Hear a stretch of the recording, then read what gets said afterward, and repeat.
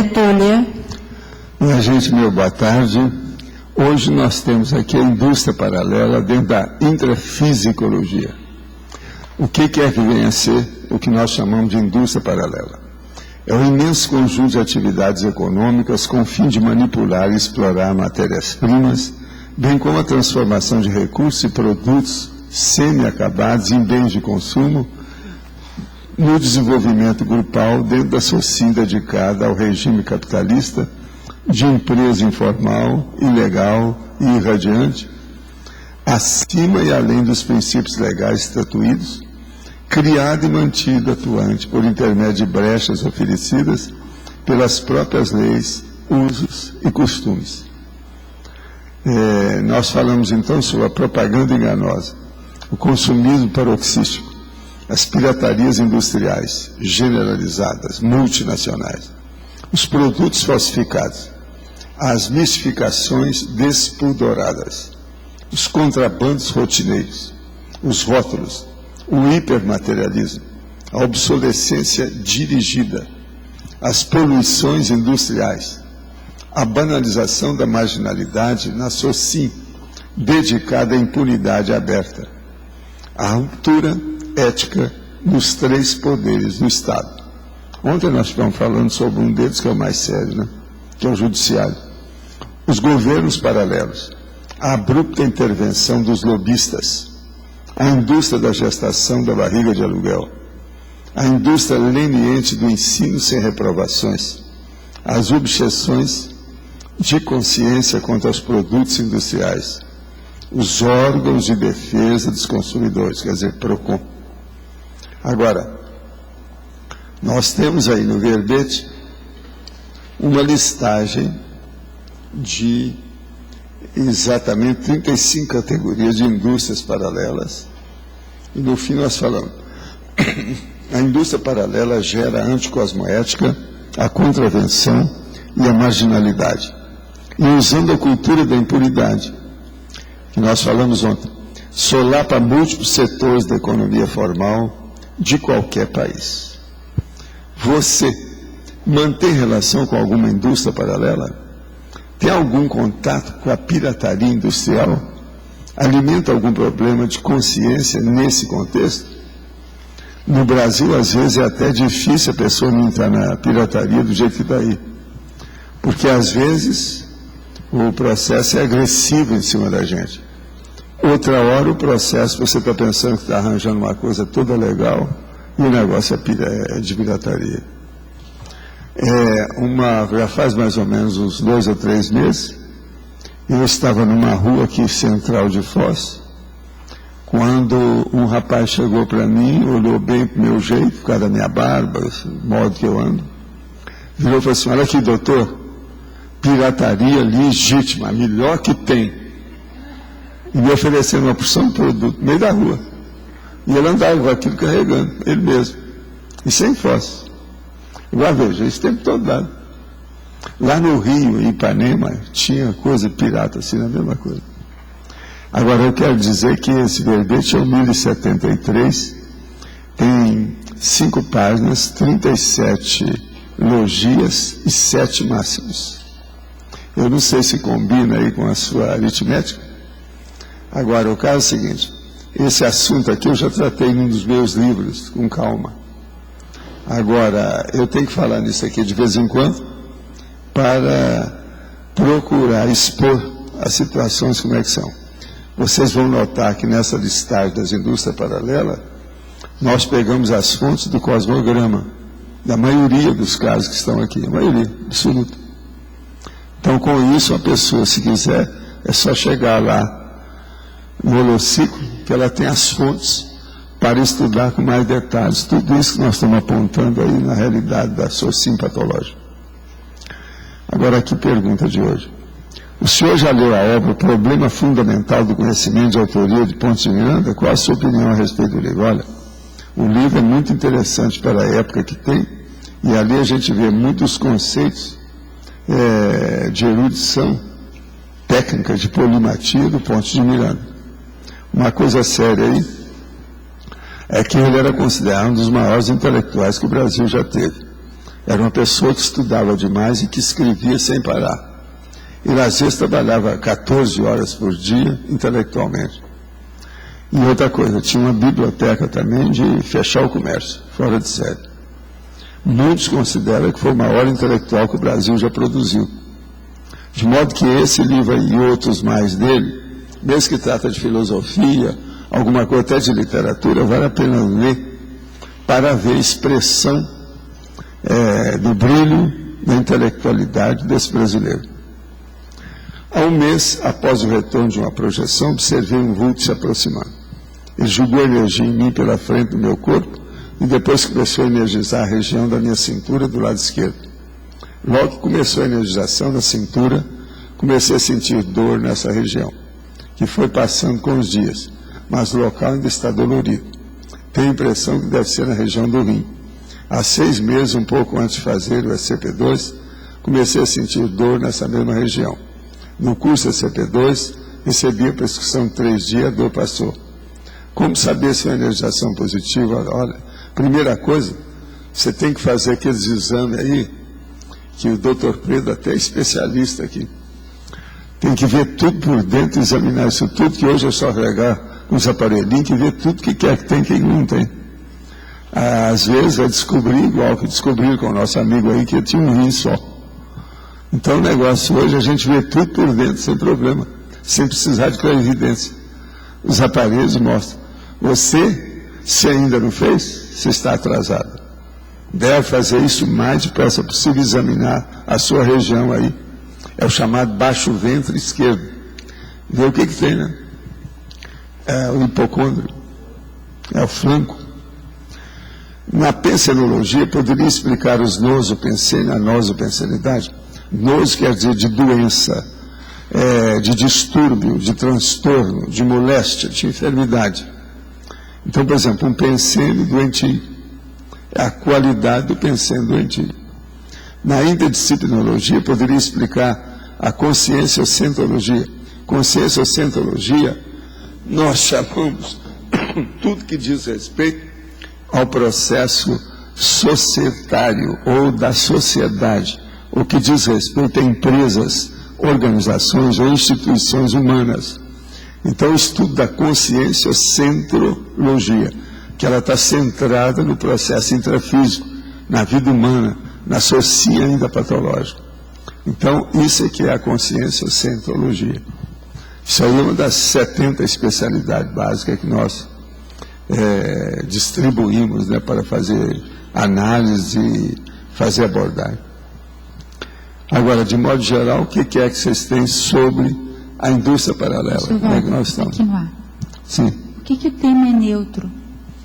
O tema é neutro porque a gente nunca sabe realmente, você vai analisar uma indústria, precisa saber se ela é paralela ou não. Tem que examinar. As indústrias, às vezes, são difíceis de você caracterizar. Há muita coisa escondida. Então, eu estou chamando atenção para isso.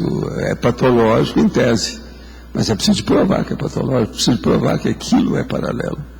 Entende? Agora, esse é o motivo. O que eu não quero é assacar contra determinadas coisas, ou piorar a pessoa que vai fazer uma abordagem, uma pesquisa, e ela já chegar com aquele pensamento que tudo é negativo. Tem que ir com calma, né? Muitas indústrias já foram perseguidas, acusadas, etc., sendo que elas não tinham culpa. Você sabe, a própria processo da mídia, que é o jornalismo, que é o chamado quarto poder, já fizeram cada besteira enorme, inclusive com o problema lá daquela, uma escola, né? Escola base, lá com aquele negócio. Mas aquilo tudo, isso é perigoso. Então é necessário fazer mais observação, mais pesquisa, mais investigação das coisas para a gente chegar a uma conclusão mais séria. Agora, em tese, do jeito que eu falo aqui, todo mundo vai entender que o problema é patológico, quando é assim, é marginal. E outra coisa também, essas fontes bibliográficas que eu dou aqui, você está entendendo, nas indústrias, isso é terrível. Tem todas elas aqui, são 35. Uma pessoa vai entender isso aqui sem dúvida alguma. Tem coisa aqui do Arco da Velha, é só ler. E olha, nós temos muito mais material do que isso. Eu coloquei o filé mignon, aquele que é interessante, porque Nós não podemos aumentar muito o que a gente fala aqui, porque 2 horas de aula não vão dar nem para a pessoa ler direito. Esse é o motivo que tudo meio sintético. É compactado. Entende?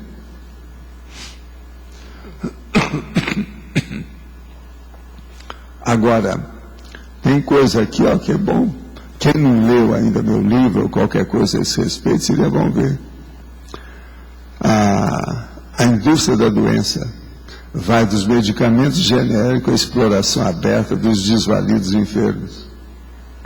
Isso não é fácil. A indústria da intervenção nas empresas de ônibus. A indústria da jogatina, essa então é terrível.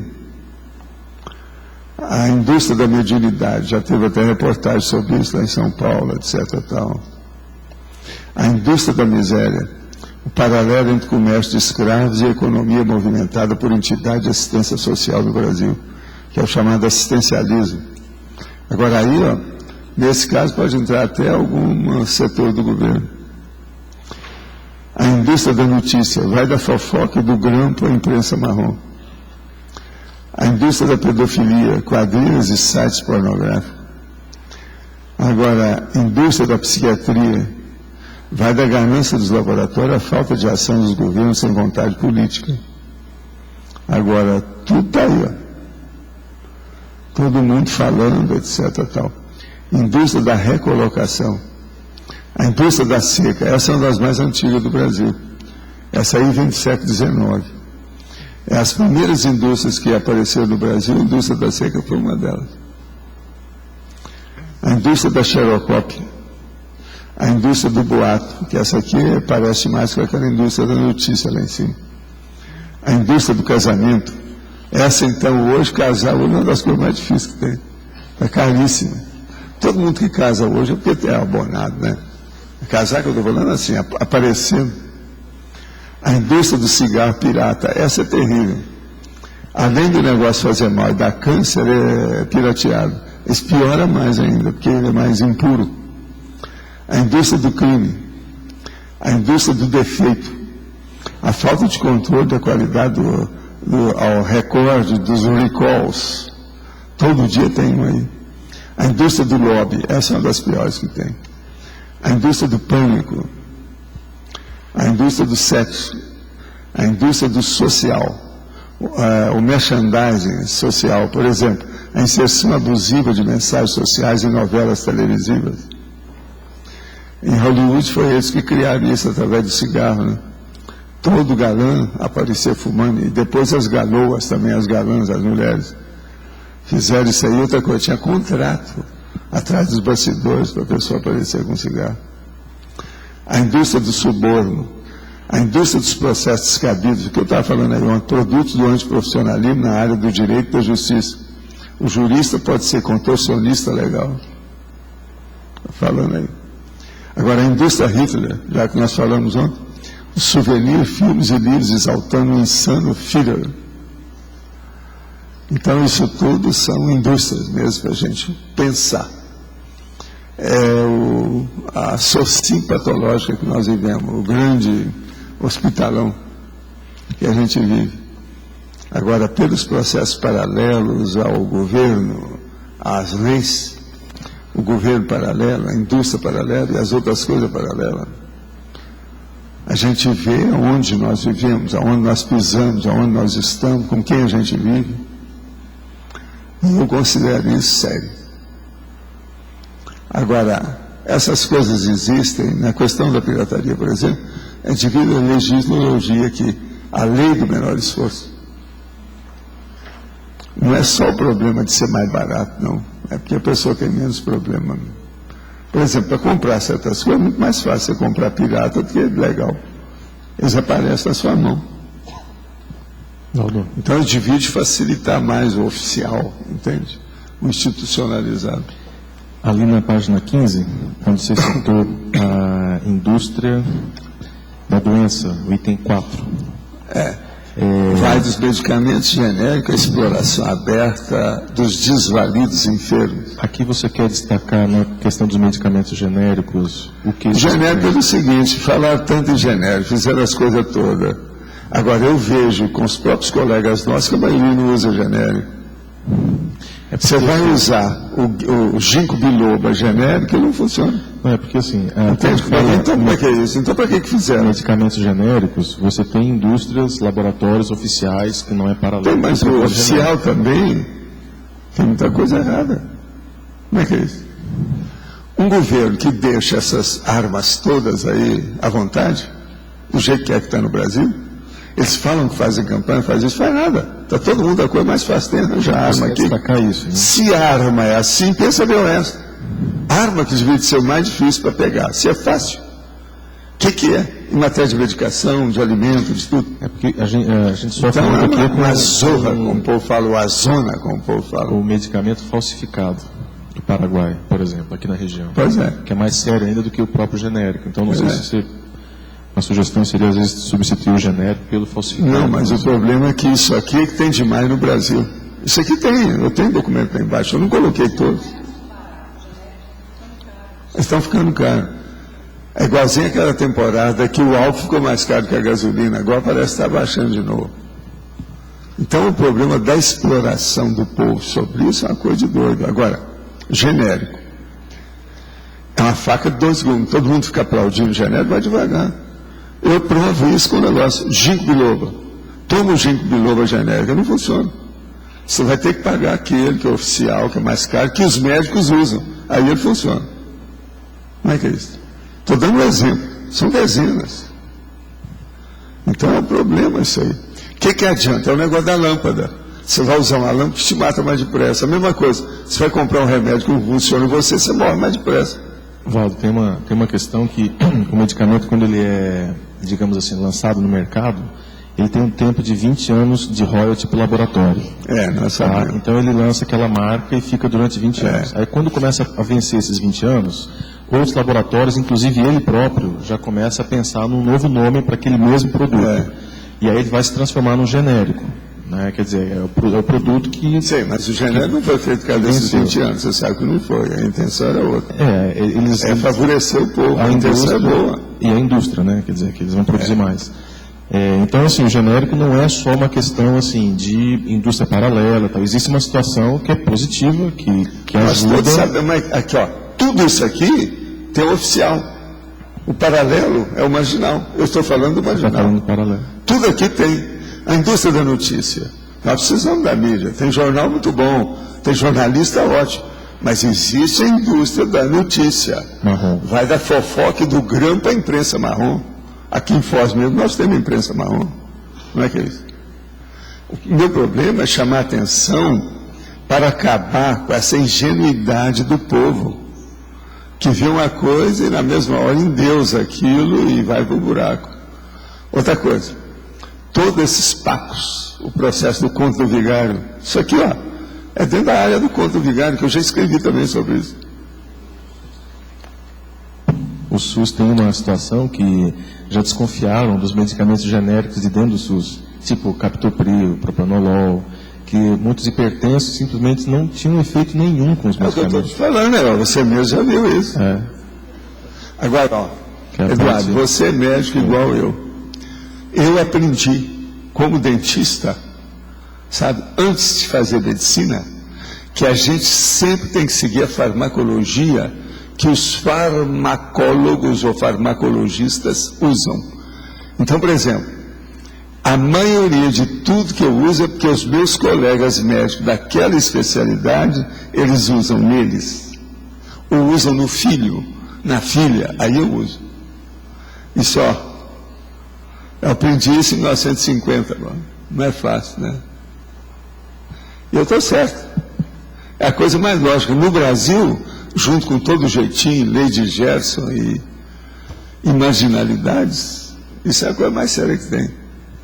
Agora, eu quero ver, a hora que o médico tira o... Não, eu estou aqui, estou tomando, veja aqui o que eu estou tomando. Aí eu vejo, ele pôr na boca, engoliu. Esse eu sigo. Está entendendo? O médico que eu confio. Agora, era assim. E o ideal em medicina é você seguir aqueles professores caturras de medicina, os mais bravos. O que o senhor toma, hein? Qual remédio o senhor toma? Você sabe que eu fazia pesquisa disso, vocês ficavam tiririca comigo. Eu queria saber tudo. Não, eu não falo seu nome, eu só quero saber, eu quero uma orientação para mim. Então. Agora, com isso, a gente evita entrar nos vioques da vida, entende? Nesses processos todos que tem aí, que não é fácil, né? Fala. Não.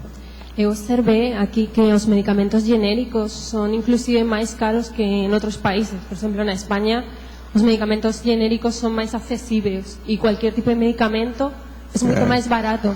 O pior é que aqui eles são caros e ainda são falsificáveis. Tem esse aspecto sério aí da história. Aí me faz lembrar, Michael Moore fez filme, vários filmes que ele sempre denunciou as indústrias da guerra, do pânico, a indústria inclusive da saúde pública, e ele faz uma comparação entre alguns países da Europa, por exemplo na França, que você tem que pagar o mesmo preço para qualquer medicamento, da igual que seja, ou seja, uma pessoa com uma doença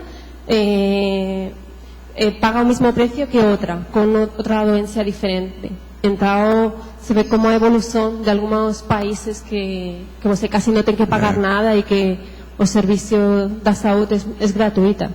Então, eu queria saber, você viu algum filme já de Michael Moore sobre, por exemplo, Fahrenheit 9/11, Psycho, que é Psycho, que você já viu esses filmes e você conhece o diretor Michael Moore? Porque ele faz uma denúncia muito grande sobre as indústrias e a mim me parece que ele tem uma estrutura para denunciar todo isso nos Estados Unidos e ele ainda é capaz de mostrar para o resto do mundo tudo o que está acontecendo lá. Agora, tem uma série de filmes contra a indústria, daquilo que eles abusaram, de tudo quanto é jeito. Filme tem um monte de coisa sobre isso. Entende? Há muita coisa nesse sentido. Principalmente as indústrias de irradiação ou de intoxicação. Isso aí tem uma série de filmes sobre esse assunto.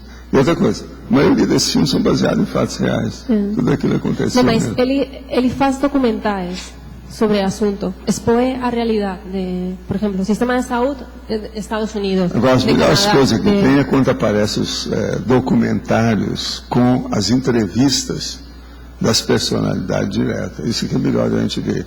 Muito embora tenha que dar desconto nisso tudo, porque nunca se sabe qual é o interesse, como é que é. Tem que deixar passar uma temporada para a gente avaliar, né, com o tempo, o que é que aconteceu. Agora, é sempre necessário ter crítica às coisas, porque senão nós estamos perdidos. Sem crítica nada funciona. É necessário para melhorar tudo. Não é isso? Pode falar.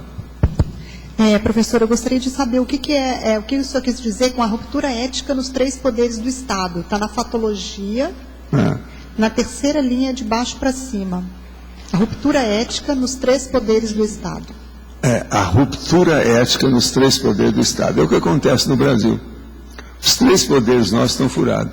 Ontem eu falei aqui, por exemplo, sobre o problema que é o mais sério deles, que é onde que se preserva a ética, a moral, que é o Poder Judiciário. O Brasil está furado. Eu trouxe o jornal mostrando isso ontem. A partir disso, quando o juiz lá não funciona e vai para a cadeia, o que é que tem? Não tem mais lei. O Poder Legislativo, por exemplo, olha o que já aconteceu. Né? Outra coisa, você viu falar no mensalão, né? Qual o resultado desse mensalão? Então veja, como é que fica isso? Então, eu queria dar uma sugestão. O Brasil é assim. Então, aquele negócio da lei de Gerson, aquele negócio, tudo ficou pequeno. A situação marginal hoje do Brasil é muito pior. É porque na hora que eu li, eu achei que a ruptura era ética. Aí eu não estava entendendo. Então, seria a ruptura da ética, né? A ruptura da ética. A ruptura eles não têm. Porque eu li a ruptura ética, eu achei que a ética... São os 3 poderes que têm uma ruptura. Tá. Você está entendendo?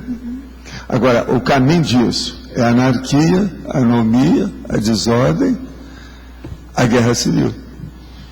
Nunca se sabe o que vai acontecer no Brasil. E agora o pior, estão se unindo aqui no Brasil, o governo com outras coisas, com esses outros países da América Latina. Na América Latina tem alguns piores do que o Brasil, né? Olha a Venezuela. Então a gente não sabe também para onde vai isso. Do ponto de vista político e a marginalidade política da história, Vamos aguardar e pôr bastante energia positiva, né? Que tem gente, pelo menos, que está com boa intenção. Vamos ver quem é que melhora. Paulo, aqui, quando você colocou assim, né, a temática da indústria paralela, na página 14 você coloca que o laboratoriologia seria a pensionologia. Qual a relação da pensionologia, esse laboratório, para indicar, para entender... O laboratório conscienciológico da pensionologia. Por quê? A turma de laboratório, todo mundo que mexe com remédio, divide ir para o laboratório da pensionologia. Todo mundo que mexe com remédio. Olha, na minha vida, mexendo com o processo da saúde, desde o meu curso de ginásio, que eu comecei a trabalhar numa policlínica, o problema de medicamento, para mim, foi uma das coisas mais explosivas do ponto de vista da máfia. A máfia de medicamento do Brasil é uma coisa absurda. Ainda não se escreveu o livro do que é que os médicos são comprados através de medicamentos do laboratório. Isso não foi escrito no Brasil. Isso já foi combatido na Europa, nos Estados Unidos, em diversos lugares. No Brasil também alguém já falou. Tem uma série até de livros de colegas nossos que escreveram sobre esse assunto. Mas, por exemplo, dando os nomes aos bois, mostrando como é que é, a máfia do processo de laboratório é uma coisa absurda. E outra coisa, ultimamente as faculdades de medicina, nelas houve uma queda da qualidade. Então sai muita gente despreparada. Esse então faz mais máfia ainda com os laboratórios do que os outros. Eles são comprados pelos laboratórios para receitar, prescrever determinados tipos de remédios. Sabe como é que é? Igual o Brasil sempre teve isso. Mas atualmente eu não sei, porque eu não tenho clínica hoje, mas o que a gente nota pela imprensa é que está pior do que era. Agora, não aparece, eles são muito assim. Por exemplo, um representante de laboratório são das pessoas como vendedores dos mais técnicos que existem entre todos os vendedores do Brasil.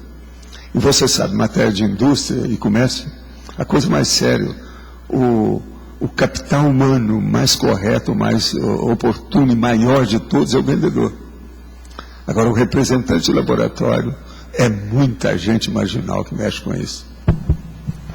Pergunta para a maioria dos médicos até hoje. As cantadas que se recebem, tudo quanto é lado que tem. Entende? Então, isso tudo é o que a gente quer mostrar aí. Uma outra questão que eu queria colocar é o seguinte. Se coloca muita questão do remédio para deixar a pessoa com saúde. Se, no caso da nutrição e a atividade física é um remédio natural, ou seja, que leva a pessoa a ter um problema de saúde, os profissionais dessa área estão contra esse fluxo todo, certo? Essas coisas todas tem. A gente é o seguinte, um profissional de qualquer área, dentro da área da saúde, em qualquer setor ou departamento, ele tem que ver o que é que querem fazer o suborno em cima dele, a corrupção. O que é que querem me comprar? É isso que você tem que estar de olho, para você não se acompliciar com as coisas erradas. Agora, todo mundo que procura subornar os outros através do processo da saúde é porque o produto não é bom. Porque se o produto é bom, não precisa de corrupção. Ele sai, ele vai. Outra coisa, se o produto é bom, mesmo que ele demorou muito, é muito caro para ser fabricado, ele sai mesmo caro. O negócio, se funciona, a coisa vai. É isso que o povo não entende, tem dificuldade. E é isso também que eu falo. Tem remédio que às vezes é barato, tem outros que são caros. E tem remédio que é caro mesmo, não tem jeito de diminuir, não. Ele tem que ser caro mesmo, não tem outra saída. Divide ingredientes e aquilo que ele exige para ser feito. Eu trabalhei com essas coisas todas e vi tudo. O que eu já julguei de remédio na minha vida fora, porque eu achava que era tudo fajuto, não está no gibi. Você sabe, eu já contei aí numa tertúlia, que eu tinha um crematório especial para dar explosão. Eu julgava tudo contra remédio lá. E aqui depois a gente massacrava os processos de frasco, a situação toda. De vez em quando pegava fogo em tudo. Agora eu fiz um big o meu crematório é mais ou menos isso aqui, ó, uma roda igual a essa aqui. Agora fechado com pedra, até em cima, alto. E eu julgava lá o negócio e metia fogo. Entende? Agora, o que você pensar já aconteceu ali. E outra coisa, não deixava ninguém chegar perto, devido aos gases do processo. Agora, para ficar livre daquilo. Porque é igualzinho esses hospitais, por exemplo, que tem que fazer um local de desovar o lixo. Lixo hospital é uma das coisas mais perigosas que existem. E às vezes no Brasil ninguém liga para isso. O negócio vai sendo levado empurrando com a barriga. Agora eu via isso, que eu atingia, a minha clínica era um verdadeiro hospitalão. Eu atingia gente demais. E outra coisa, minha farmácia era uma rotatividade que era uma loucura, o tempo todo. Eu tinha que dar remédio, eu tinha que dar esses óleos, elementos, complementos e suplementos alimentares para o povo, para a criança, tudo que havia nisso. Eu dava farinha, você está entendendo, macarrão, tudo que... Quando eu vi uma pessoa, então dava, né? Essa criança precisa disso, disso, disso. Então, não era só remédio, tinha que dar alimento. Entende? Lá o que tinha muito era pitiris versicolor, que é a falta de vitamina com aquele negócio todo, que às vezes dá junto com verme. Então eu tinha que atender tudo. Chegava aquela menina lindíssima, toda pitadinha, de pitiris. Isso dá uma pena danada. Então eu me dedicava a esse negócio. E a minha mãe reclamando, porque todo dia eu tinha que mudar minha roupa. O jaleco e a calça, porque eu ficava tudo sujo, por causa da meninada. Às vezes de xixi, de uma coisa, né? Walter, tem um medicamento que foi lançado no Brasil, acho que no início do ano, final do ano passado, chamado Rimonabanto. É um remédio para emagrecer. E antes de chegar no Brasil, foram feitas várias palestras, veio especialista de fora apresentar o remédio, aquela indústria de sempre, né? Sim. De vender o remédio. É. Aí, quando chegou esse ano, teve um congresso mundial de cardiologia na Argentina, que era patrocinado por esse laboratório. Só que o Rimonabanto já tinha saído da Europa, por causa dos efeitos colaterais. E eles já estavam fazendo propaganda aí. Exatamente. Mas eles querem para desovar, para desovar. Vamos dizer, o estoque. Aí tinha um colega nosso aqui de Foz do Iguaçu, até me contou essa história hoje, que ele estava no congresso lá na Argentina e o palestrante não falava dos efeitos colaterais do medicamento. E não falava. Ele levantou e falou. Não, aí ele foi conversar com um colega que era pesquisador famoso aqui no Brasil e tal. Daí ele assim, escuta, você não sabe quem que organizou esse congresso aqui? Eu disse, não. Ué, o chefe da máfia da cardiologia. Aí ele foi contar para ele que a cardiologia tem uma máfia no mundo com 12 médicos, cada representante na sua... não é só cardiologia, não. Todas as áreas tem, né? Mas assim, e que o cara organizou o congresso... A sua área, hein? Sua área. Você está começando a ver você está começando a entender cardiologia. É uma vergonha, né? Não é só essa, não, é muita especialidade assim. Aí o remédio saiu, volta. Tem 3 meses que o remédio mais saiu. sério que é a farmacologia. Estudar farmacologia e ver a realidade disso. Eu vi essas coisas muito cedo. E como eu lidava com as coisas, eu conversei com muita gente que trabalhava em laboratório correto e tal. Eles mesmos me forneciam medicamento, a gente ajudou muita gente através disso. Agora você tem que fazer, né, uma organização para aquilo. Agora no interior, na minha época, uma das coisas, junto com o medicamento, a gente nunca sabia o que precisava mais. Se era um bom alimento ou se era medicamento. Às vezes o alimento era superior ao medicamento. Hoje as coisas já melhoraram no Brasil, porque numa boa parte aí da nação brasileira, morre-se mais por obesidade do que por sífilis, ou que não existe mais, ou o processo Não, os problemas todos, o sanguezinho que não está bom, a discrasia sanguínea, isso tudo andou melhorando. E o povo tudo com excesso de peso. Agora, já quando eu comecei a viajar, que ia muito lá para a Califórnia para fazer minhas pesquisas, que eu via aquele povo tudo virando baleia, né? Tudo baleudo, vinha a família toda. Eu já contei, desde o bisneto ao bisavô, todo mundo gordo e com as roupas enormes, aquilo tudo flutuando assim. Eu falei assim, o Brasil vai caminhar para isso. Aí a gente foi calcular quantos anos ia demorar para o Brasil ficar assim. Porque aquilo foi diminuindo o período. Quando chegou, por exemplo, a mini saia, a gente calculou que era mais ou menos 4 anos. E estava certo. Demorou 4 anos para instalar o negócio do Brasil do jeito de vir.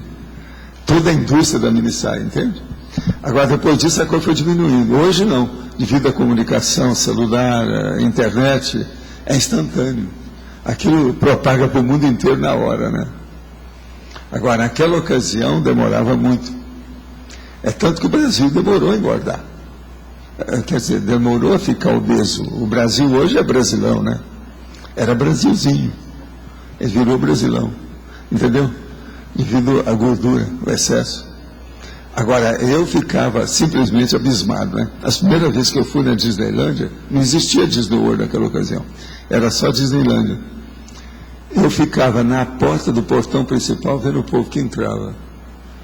Aquilo começou a me perturbar, de olhar tanta gente gorda, mas ninguém vai falar com esse povo. Agora, depois houve a reação do governo. Teve um dos presidentes, que é aquele que depois foi eleito lá, o melhorzinho deles aí, que ele era considerado ingênuo. Então, esse tentou, o Jimmy Carter, ele tentou ver se começou a falar mais sério do assunto, mas o lobby, a indústria, deu tudo contra, né? Porque o processo de alimento, a coisa séria, agora o povo cada vez mais. E outra coisa, as roupas também começaram a ficar diferentes. Você está entendendo? Nas apresentações nos Estados Unidos. Então começou a aparecer muito dessas roupas, tudo aberta. Está entendendo? Grandão. É como se a pessoa, o homem, estivesse grávido. Aquele negócio. Tudo para mascarar o problema. Agora, você sabe que havia já uma moda, né? A moda Godet, sobre essas coisas. Então eu falei assim, olha, perturbaram até a moda, porque o negócio agora é o flutuante.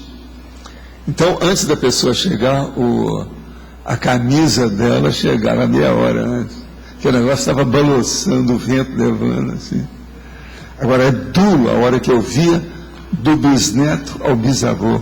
Você via a escada do povo, tudo, porque eles saíam lá de Ohio e iam visitar a Disneylândia. Então, o negócio é duro. Eu sei. Eu tive vendo essas coisas todas.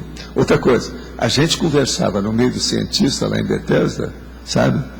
E eles todos sabiam disso. E a gente fala assim, vem cá, mas vocês não podem entrar nisso? Não dá, né? Com o governo aí, a situação, ao Pentágono, um milhão de coisas, a indústria. Outra coisa, tem a Associação do Rifle. Agora eu falo assim, mas por que a Associação do Rifle? Não, eles defendem as armas. Sim, mas defendem as armas. Mas você sabe para que serve a arma? Perguntava. Quer dizer, ninguém sabe o que eles faziam com isso. Entendeu o que é? Agora, gente, aqui outra pergunta. A indústria da psiquiatria é intimamente relacionada com a indústria farmacêutica. Ambas dependem muito do paradigma fisicalista, com doenças mentais diagnosticadas como meras disfunções cerebrais. Pode comentar essa relação e como o governo que o senhor cita pode agir para minimizar o problema? Olha, o problema todo é o seguinte, há muitos anos eu já escrevi o seguinte, isso é desde a década de 60.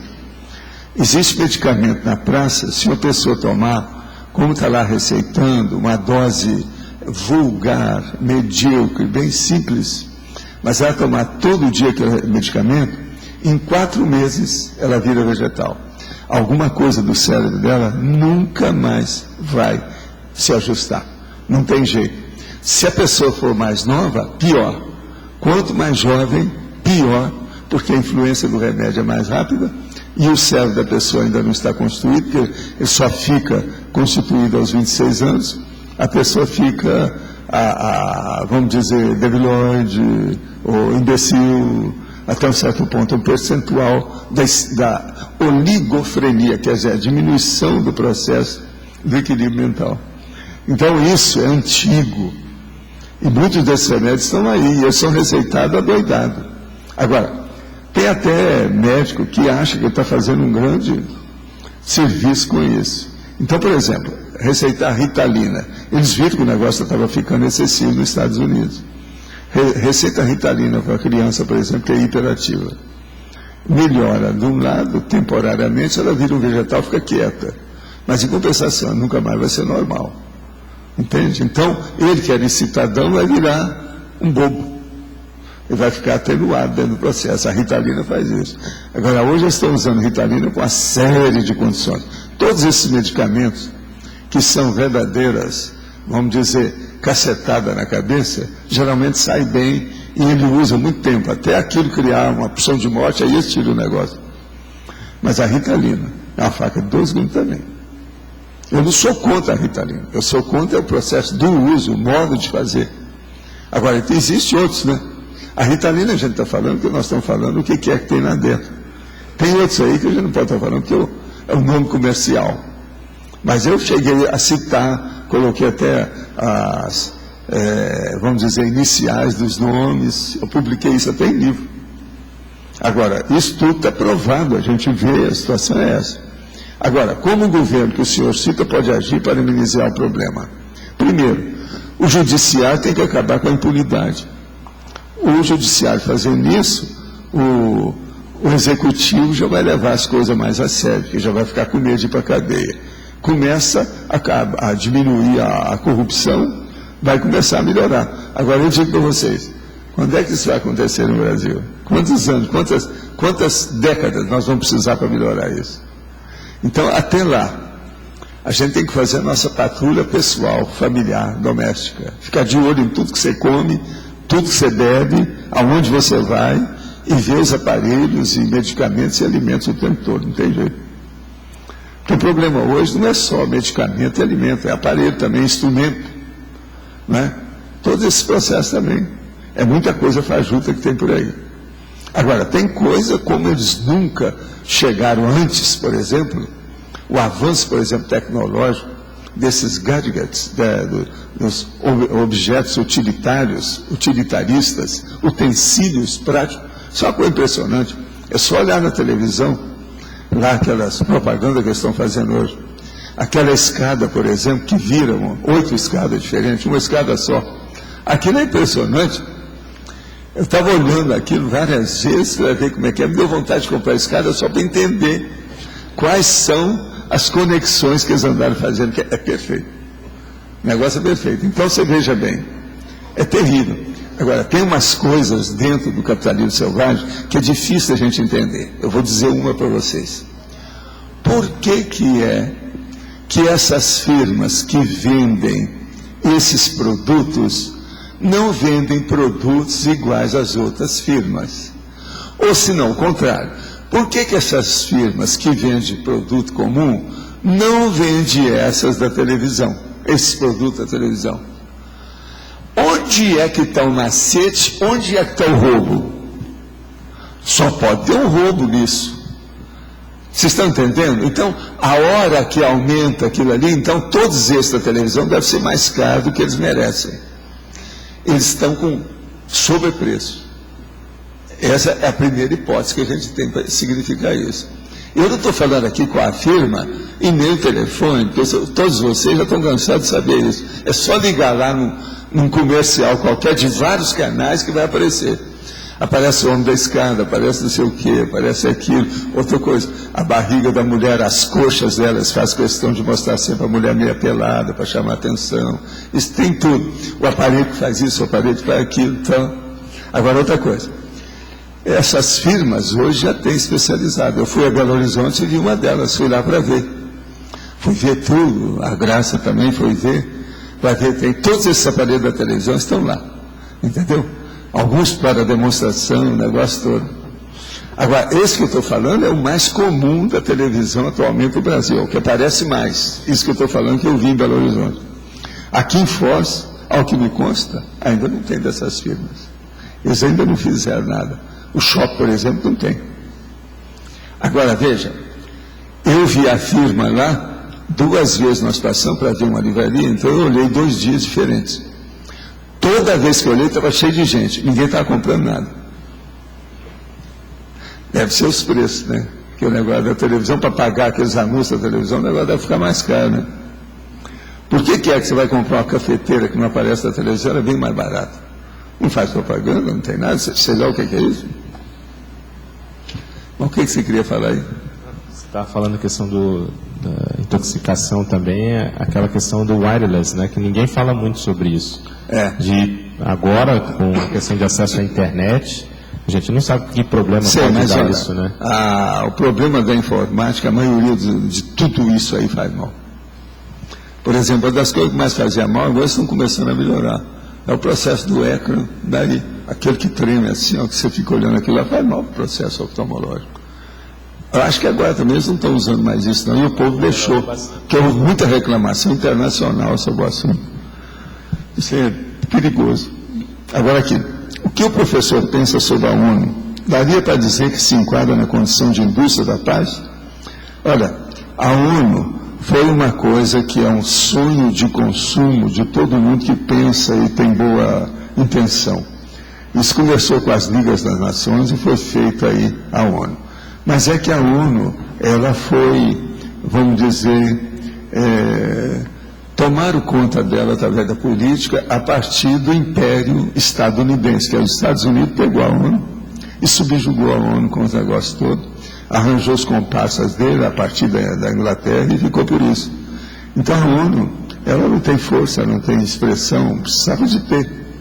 Agora, para isso é o que a gente vive falando, precisava da ONU, a sede da ONU sair de New York, para ficar num campo neutro, onde os Estados Unidos não tivesse tanta interferência. Agora, vocês vão falar, o problema todo é por causa do dinheiro. O capitalismo selvagem, os Estados Unidos estão na frente.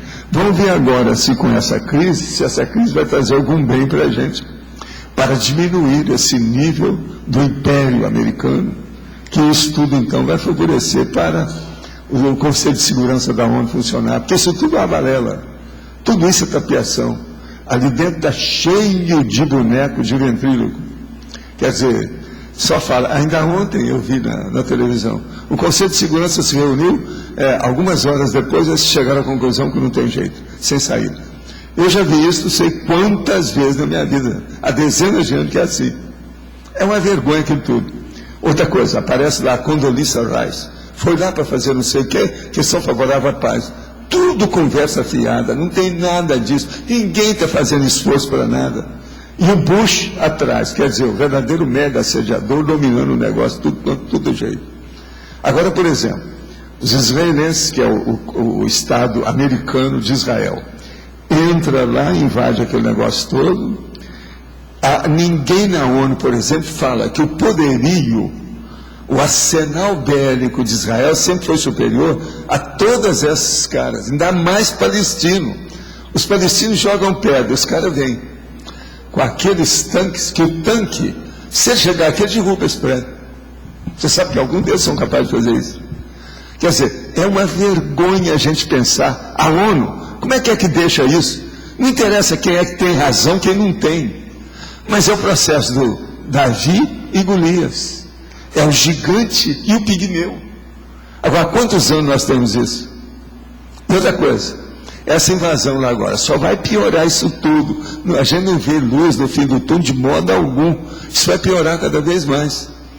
Agora, veja, o poderio, os jornais trazem, mostram aquilo, mas ninguém fala mal. Só mostra e deixa.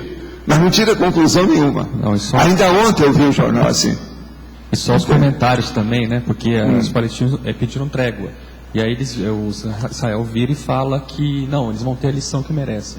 Eles precisam de uma lição que merecem. Não, agora teve um cara que fez um erro, você sabe, ele errou, né? Anteontem, né? Ele foi falar uma coisa aqui. Esse problema da invasão israelense da Palestina, lá da faixa de Gaza, que isso aí é mais para defesa deles. Agora veja, uma invasão, você vai defender, aí o cara voltou atrás, não foi isso bem que eu quis dizer. Saiu ontem a retratação, ele falando. Agora, Walter. É uma vergonha. Agora, veja, isso aí, Freud explica. Você sabe que é o lapsus linguae. Isso aí é o lapsus linguae. O cara está pensando aquilo, mas tinha que falar outra coisa. Mas ele acabou falando o que ele estava pensando, quer dizer, aí ele é.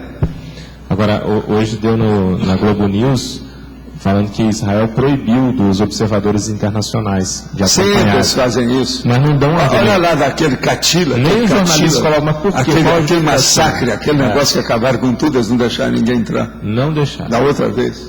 Se eles tivessem todo mundo, dizimaram o negócio todo. Agora, o pior da história, vocês sabem que a Palestina lá não tem saída, né? Do jeito que está aí, não tem saída. Isso aí vão matar muito um lado do outro, os foguetes Katyusha vão entrar lá mais ainda. Por quê? Há muito mais reprodução dos palestinos do que dos israelenses. A população está aumentando cada vez mais. Naquela fritada de ovos, de um lado e do outro, tem mais ou menos 5 milhões de pessoas. Agora, vai aumentar muito. Cada ano que passar, vai aumentar mais palestinos. É lógico que sempre assim, mata 1.000 palestinos e 50 israelenses. Mas mesmo assim a diferença é mínima, o negócio aumenta. A população vai aumentar. Até agora parece que já tem mais de 500 palestinos que morreram. Agora, de Israel, alguns.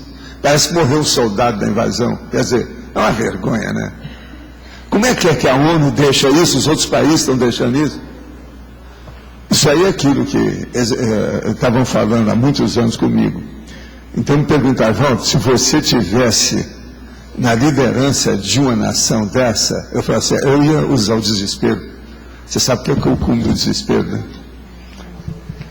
Eu ia usar o cume do desespero, eu não aguentaria dirigir um negócio desse. Agora, o cume do desespero é uma coisa imprópria para falar aqui. Quem quiser, depois eu falo a boca pequena da boca para o ouvido, que é um processo que não foi eu que inventei, que isso é antigo. Então, por exemplo, eu falava assim, numa condição dessa, o negócio era o cume do desespero, não tenta sair. Todo mundo ria, mas eles viram o alcance da situação, porque um cara que está dirigindo uma nação dessa, vê um negócio desse, e ele fica impotente, ele não pode fazer nada. Tanque contra pedra, gente, não dá, né? Outra coisa, tanque contra corpo. São os corpos, porque eles põem bomba no corpo e viram homem-bomba. Foi assim que eles criaram os homem-bomba. Por quê? Não tem infraestrutura técnica. Então vocês vejam, a indústria pior que tem é a indústria belicista. E a pior coisa que tem são esses países assim que têm arranjar muito dinheiro para se defender. E aqueles países pobres que estão ali. Agora isso chega nesse ponto que você não vê saída. Por exemplo, pega nos jornais e olha na televisão, olha as mídias todas. Ninguém dá uma solução para o Oriente Médio. Agora veja, aquela guerra dos 30 anos já era, eles estão com mais de 30 anos, daqui a pouco é a guerra dos 100 anos. Eu estou falando isso há alguns anos, o negócio continua do mesmo jeito. E morrendo mais gente, morrendo mais gente, morrendo mais gente. Mas, Valdo, qual que você acha que seria a solução ali? A solução é os Estados Unidos criar vergonha na cara, principalmente o Pentágono, e começar a articular as coisas sem querer fazer guerra e sem fazer armas. O negócio todo é isso, é dignidade, está faltando é isso. E vontade política de ajudar a humanidade. Ninguém quer. Está todo mundo puxando barco para a sua sardinha, para a sua etnia, para o seu racismo, um milhão de coisas. Outra coisa, você não acha, por exemplo, que isso que eu estou falando aí desde ontem, mas que eu já venho falando há alguns anos, Israel é Estado dos Estados Unidos? Por que eles não admitem isso? O que é que o povo não fala? Agora, você sabe o que é que o povo não fala, né? Tem a CIA. Não é todo mundo que vai falando as coisas. Vai lá nos Estados Unidos e conversa em certos lugares. Todo mundo fala baixinho. O negócio, democracia. Para combater a síndrome da mediocrização pessoal e esclarecer quanto a isso na clínica psicológica. Olha, o problema todo é o seguinte, a mediocrização, a pessoa começa a melhorar através da leitura. Faça com que ela fique leiturofílica, ela gostar de ler. E ela começar a ler coisas mesmo que sejam superficiais, até ela se habituar com a leitura. Vai chegar um ponto que ela vai ler materiais, fontes e, vamos dizer, trabalhos que são mais positivos e mais profundos, e isso começa a tirar a pessoa da mediocrização. A mediocridade existe por falta de leitura, estudo, educação. Se melhorar o processo da educação, fazendo a reeducação, a pessoa sai da mediocridade. É assim que a gente tem que falar. Eu, por exemplo, eu quero dizer para você o seguinte, no meu consultório lá, que era o consultório popular, e que tinha lá meu nome, médico, clínica gratuita, uma das coisas que eu dava junto com remédio, com alimento, eram livros. Eu dava livro para criança, eu dava livro para adulto, e não era nada dos meus livros, não, nada de estar querendo doutrinar os outros, não. Era livro para esclarecer, para criar o hábito da leitura nessas pessoas para melhorar a educação. A hora que eu via que o povo era muito, igual aquela que eu conto a história da menina linda que chegou, e a mãe, muito impressionada com a menina, pequenininha ali, 4 anos, e ela chega para mim, eu falo assim, mas o que é? Ela está tão bonita, a menininha sentada na minha frente, tudo, está tão bonita, tão cheia de vida, qual é o problema? Eu falo assim, doutor, está muda, doutor. E pegou e batia, né? Está muda. Eu assim, não está muda, como é que é o nome dela? Então ela deu o nome, eu conversei, a menina começou a falar, não está muda. Não é isso, doutor, ela está muda. Está o Stanley grandão, veja a barriga dela. Eu falei assim, isso é verme. Então veja, essas pessoas sabem de ler. Está muda, quer dizer, estômago grandão. Você está entendendo? Criou barrigão.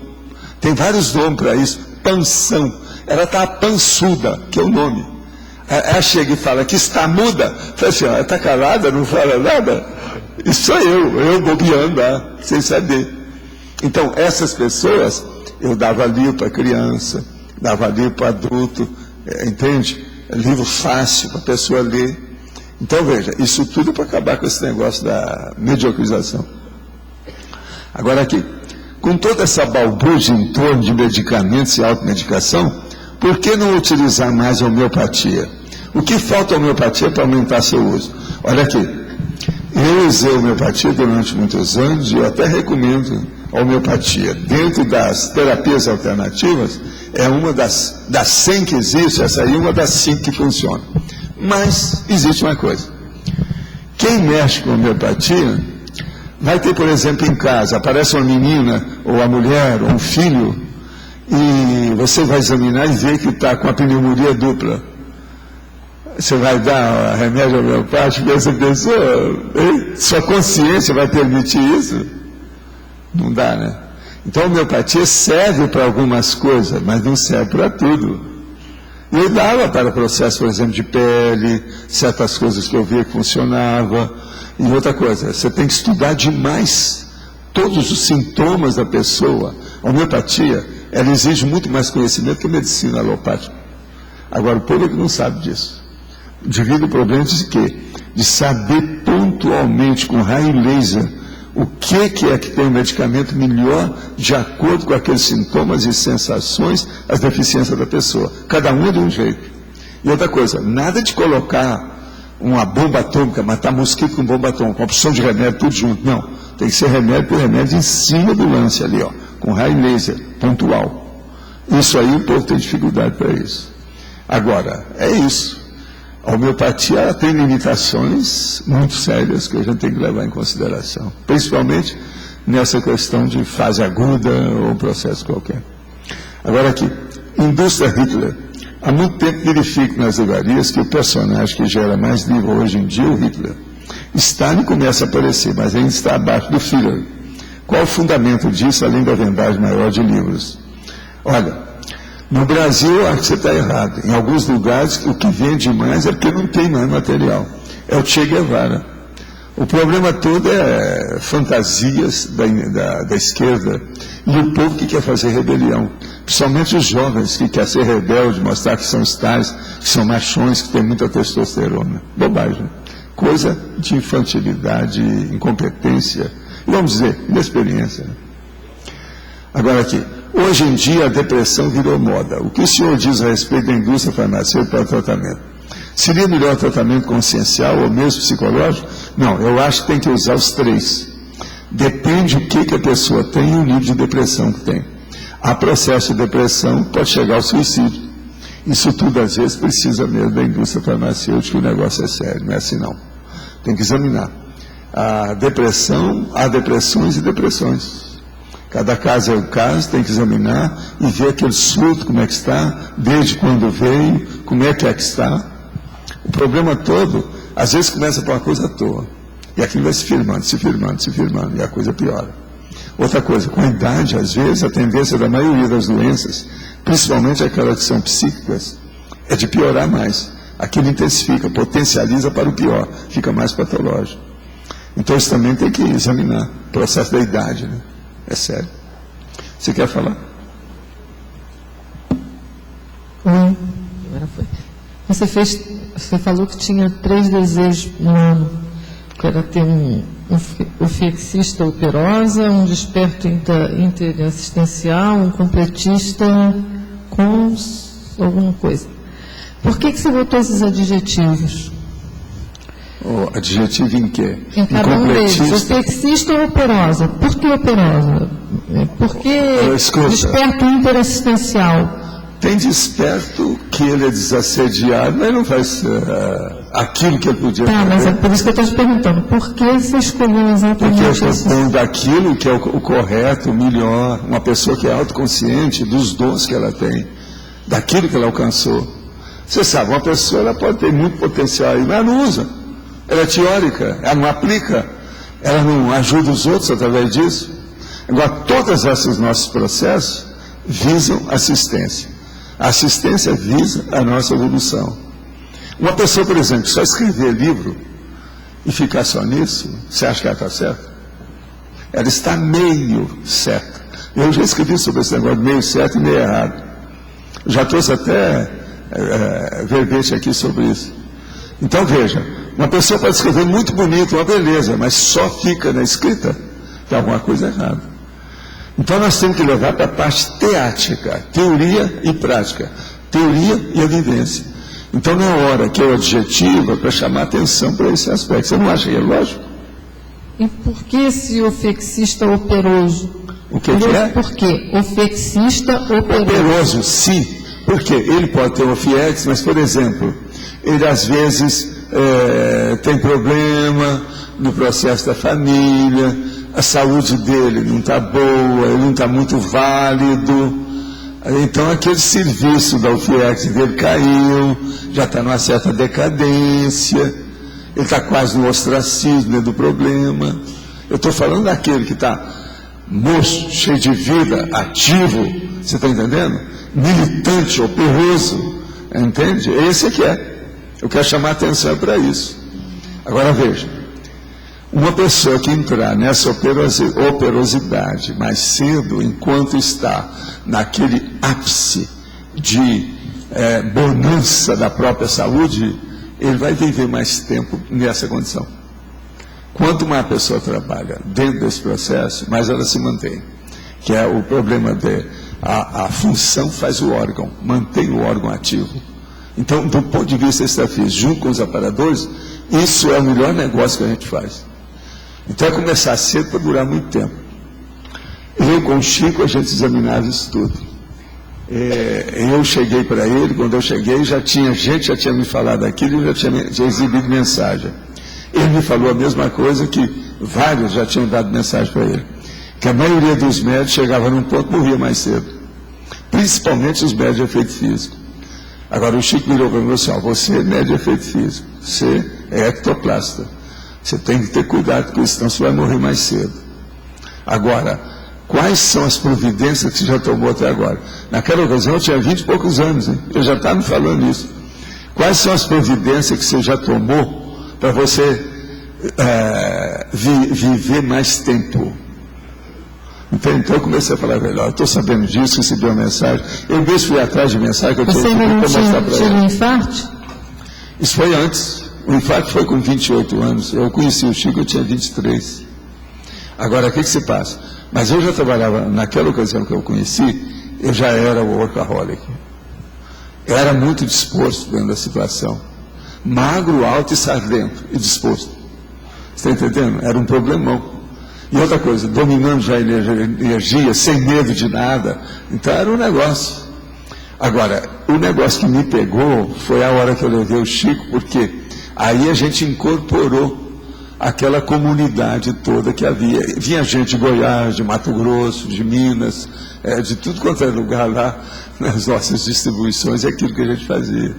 E eu queria manter os 20 departamentos do Centro da Consciência Contínua, que eu criei, junto com os nossos amigos, mas que tudo era ideia da minha cabeça, junto com os aparadores. Eu queria manter aquilo tudo, vamos dizer, ativo, né? Dinâmico. A gente atingia aí 16 mil pessoas, de 3 em 3 meses, dando isso que o governo dá hoje aí, tipo Bolsa Família, aqueles negócios de Bolsa de Natal, esse troço todo tem aí. Agora, isso nós temos tudo, tem documento disso, tem fotografia, tudo que tiraram, era muita gente. Agora, eu comandava aquele negócio todo com um monte de gente, 20 departamentos. Nós tínhamos uma editora, nós tínhamos uma livraria, a livraria no centro da cidade eu criei, aonde ninguém esperava que tivesse, eu fui lá, arranjei uma beleza de livraria, todos os móveis adequados, redondos, bonitos, para chamar atenção para os livros.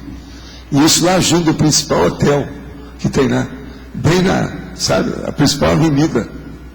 Agora, isso tudo, então, era um embalo aquela situação. Eu estava no embalo do trabalho. Você está entendendo? Antes de começar o negócio com o Chico, eu já tinha pertencido a um monte de instituições ajudando tudo quanto era jeito, que eu comecei muito cedo. Mas eu nunca tinha criado a nossa, aquela que a gente tinha ideia para colocar, independente de todas as outras. E foi um sucesso. A comunhão espírita cristã está lá até hoje, né? Até mais de 50 anos. A turma esteve lá e viu lá com a turma toda. Outra coisa, mesmo como centro espírita, ela é fora de série. A sessão de desobsessão lá não é uma vez por semana, é 2. Isso é raro em centro espírita.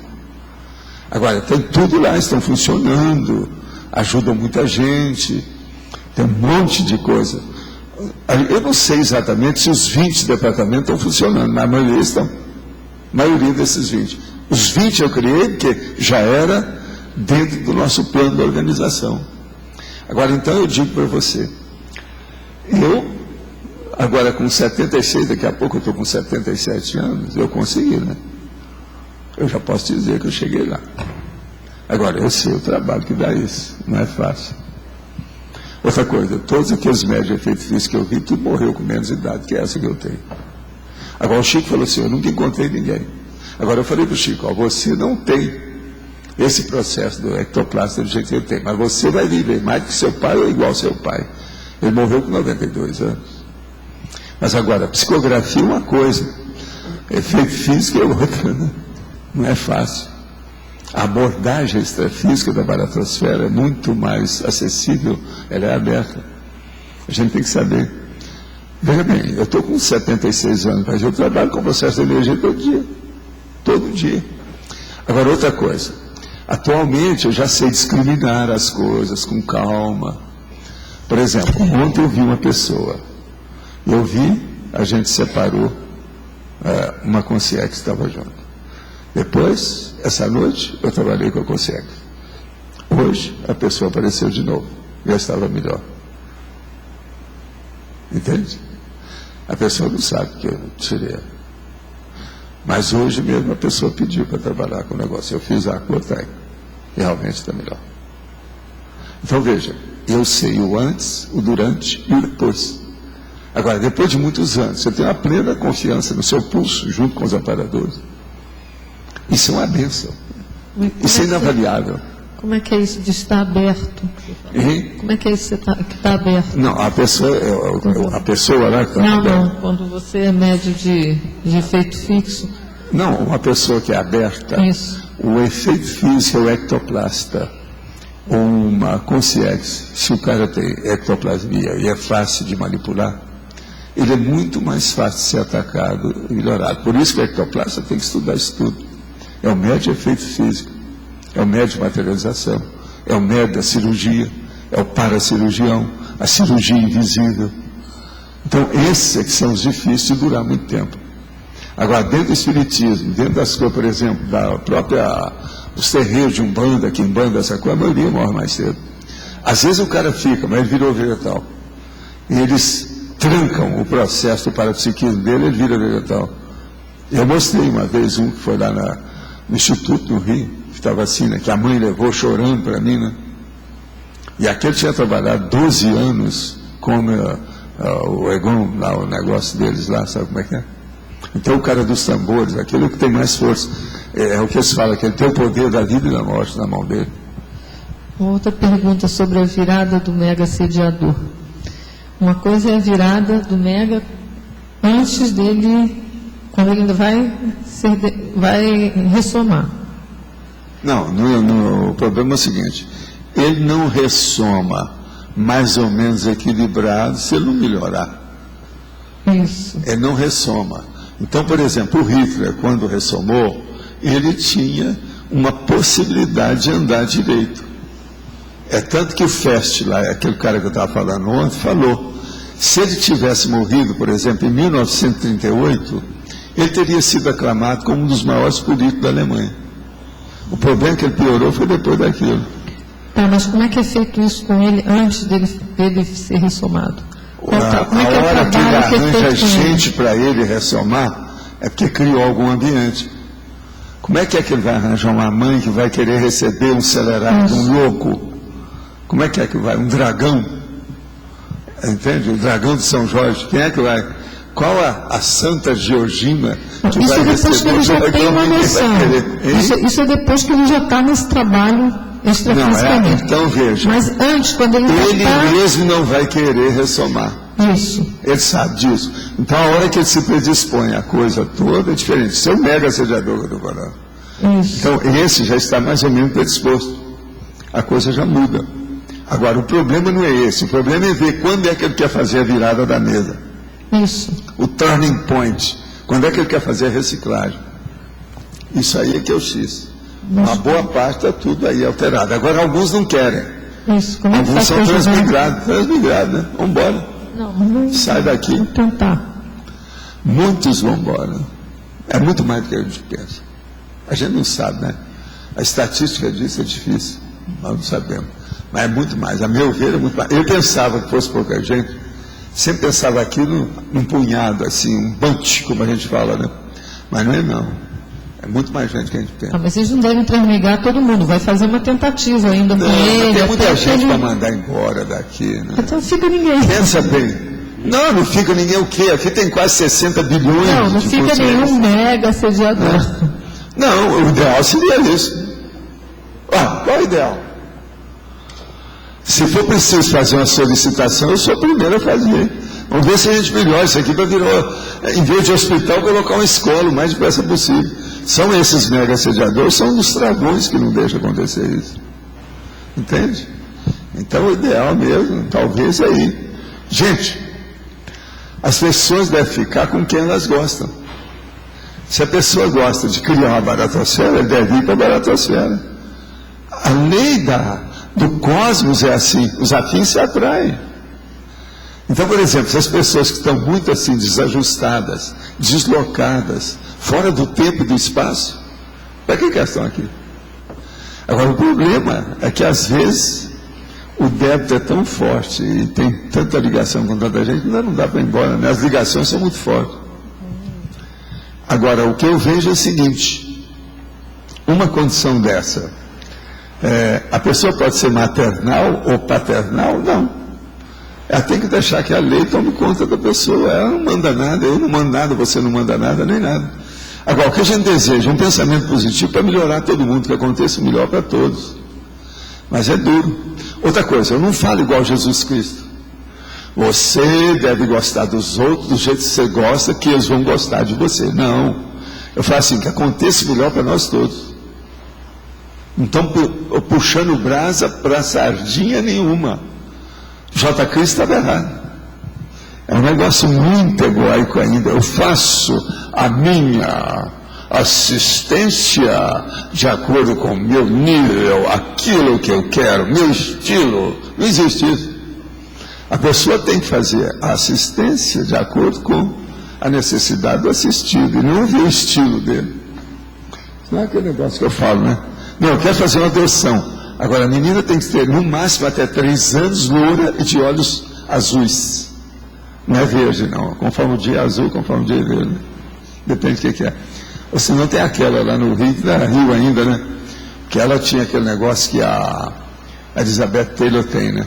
Um olho de uma cor, outro olho do outro, tipo violeta. Eu conheci uma mulher assim no Rio, lá em Copacabana. Então eles falavam, como é que faz? Tinha um homem que chegou para ela e falou assim, vem cá, não posso reproduzir um filho para ver se nasce esse olho? Sabe? Cantar a mulher. Ela era de mulher de um cara, eu conheci, tratei de gente da família, tudo isso, uma loura. Agora, os olhos dela eram impressionantes. Um de uma cor, o outro do outro, mas todos os dois perturbadores. Você está entendendo? Se olhava, aquilo criava. Fora a energia dela. Mas o olho é uma coisa que impressiona. E outra coisa, ela enxergava muito bem, não usava óculos, não usava nada. Eu falava com ela de vez em quando, é bom você pôr um óculos escuro. Em certos lugares aí, que você perturba os outros com esses seus olhos. Realmente ela perturbava. Entendeu? Agora, ela sabia disso, tirava partido disso, em certas circunstâncias, tudo em Copacabana. Agora, essa, de tudo quanto é olho que eu vi na minha vida, foi aqueles olhos que o mais perturbador que eu já vi. Foi dessa dona. Entende? É tanto que eu nunca falo o nome dela, não falo nada, nem sei se ela está viva ainda, que aquilo envolvia a família, tinha uma opção de coisa. Ela veio, eu fiquei conhecendo por causa do consultório, que ela tinha uns problemas lá que eu resolvi. E aí, então, ela mesma tocou no processo dos olhos. Você está entendendo? Que criava problema para ela. Agora, diz que a Elizabeth teve uma temporada que os olhos dela eram desse jeito. Eu não sei se continuou assim. Que eles chamavam que era olhos violetas. Mas, às vezes, o problema todo, a diferença, é um com nuance diferente do outro. Aquilo cria. E outra coisa, você já pensou o tanto de energia através dos anos que essa pessoa não fica? Ela imanta aquilo, tudo que tem, chama atenção. E o olho, você sabe, é o que chama a atenção, né, no rosto. Negócio, a visão é o sentido mais importante do corpo. Então o senhor problema esse negócio de olho. Por isso, desde a antiguidade, eles falavam que os olhos são as janelas da alma, né? Agora, aquilo lá não era janela, eram janelões, né? Uma loucura. Agora, uma vez ela falou assim: doutor Valdo, se o senhor quiser, eu tiro umas fotos do meu olho e mando ampliar. Eu falei assim: eu não vou fazer isso porque isso é contra você. Porque quando eu for mostrar isso aí, todo mundo vai querer conhecer você, vai querer saber o que é, como é que é. Isso vai envolver você. Não é bom sua vida aí, você com esses filhos todos. Eu recusei. Eu estava certo, não estava? Porque o negócio era perturbador mesmo. Não se brinca. Agora já pensou? Arranjar o rosto dela e depois aumentar aqueles olhos para mostrar ao natural, sem produção, sem maquiagem, sem nada. Era simplesmente impressionante. Agora, ela já tinha vários filhos. E um olho firme. Eu falei com ela: ainda bem que você casou cedo, porque senão ia ser um problemão para a sua família. Ela casou cedo, começou a ter filha, que negócio encaminhou a vida dela, melhorou, né? Foi sério. De modo que a gente tem que olhar essas coisas todas. Por que vai ser problemão? Por que ela ia ser um problemão? Sedução, né? Generalizada, loucura, todo mundo atrás dela. Olha o que Elizabeth fez. Quantos casamentos Elizabeth teve? 8. São 8. E só aqueles que foram oficiais, não é isso? Fora o resto. Elizabeth. Pois é, não, outra coisa, ela estava morando em Copacabana, com o marido, os filhos, tudo. Ela atingiu o povo todo. Agora, ó, o que é bom nela, ela tinha boa intenção, tinha energias positivas e ajudava os filhos. Uma pessoa muito positiva. Isso aí ajudava. Agora eu falei assim, ó, ela me perguntou: o que você acha disso? Eu falei assim: olha, dentro do Espiritismo existe uma solução para o seu caso aí, um diagnóstico. Eu chamo aqui isso a aprovação da beleza. Esse seu negócio é típico, a aprovação da beleza. Se você for qualquer centro espírita, eles vão falar. Assim, aí ela começou a pensar: teve um homem lá de Jacarepaguá que falou isso para mim, que eu tenho isso. É a aprovação da beleza. Outros falam que é a expiação da estética. É a mesma coisa. Ela realmente tinha isso. Agora, ó, ela perturbava o povo. Eu fui conversar com ela com calma. Falei assim: você já trabalhou em algum lugar que tinha outras pessoas que trabalhavam? Eu falei assim: todo lugar que eu fui, eu criei problema. Agora, eu virei para ela e falei assim: eu vou escrever no papel, eu acho com quem que você criou o problema. E escrevi: as mulheres da repartição. Agora, dobrei o papel e falei: está aqui, agora fala, o que você acha? Assim, são todas as mulheres com quem eu trabalhava. Eu abri o que era normal. Mas o povo nunca esperava isso, porque o olho, mulher, uma loura, bonita, jovem. Agora veja, o processo da concorrência, competição. Tem disso. É tanto que ela casou logo, ela me falou na ocasião, que ela casou para ficar livre do processo do trabalho, que assim ia ficar mais em casa, não ia dar tanto problema. Eu falei com ela: você chegou a usar óculos mais escuros para ir trabalhar? Eu falei assim: só ia de óculos escuros, mas não adiantava. Ela já tinha vários tipos de óculos que ela usava quando precisava para ir em algum lugar. Sabe? Professor, só quebrando um pouco aí, medendo que você acabou de falar do óculos escuro. Eu não vejo muito você falar de óculos escuro. O que você acha sobre o óculos escuro? O óculos escuro já é uma faca de 2 gumes, ou seja, um alface de 2 legumes, como diz o cara. É preciso ter cuidado com ele, porque se você usar muito tempo, aquilo piora outros processos do seu modo de ver as coisas por causa da claridade. A claridade a gente tem que julgar a favor e contra ela, depende do total. Se uma pessoa ficar só de óculos escuros ou dentro de casa, no escuro, durante muito tempo, aquilo vai afetar o processo da claridade mais tarde. Se a pessoa também ficar na claridade durante muito tempo, aquilo vai piorar o processo quando ela vir para a sombra. Então, o negócio é o meio termo. Outra coisa, a maioria dos óculos escuros são de fundo de garrafa, que deve jogar fora porque aquilo faz mal para os olhos. Então é preciso examinar. A maioria dos óculos que você pode usar, que não são de fundo de garrafa, são mais caros. A armação é mais cara, a lente é mais cara. Então, isso é um problemão para a maioria do povo. Mas, por exemplo, você já usou? Eu já usei óculos escuros, sim.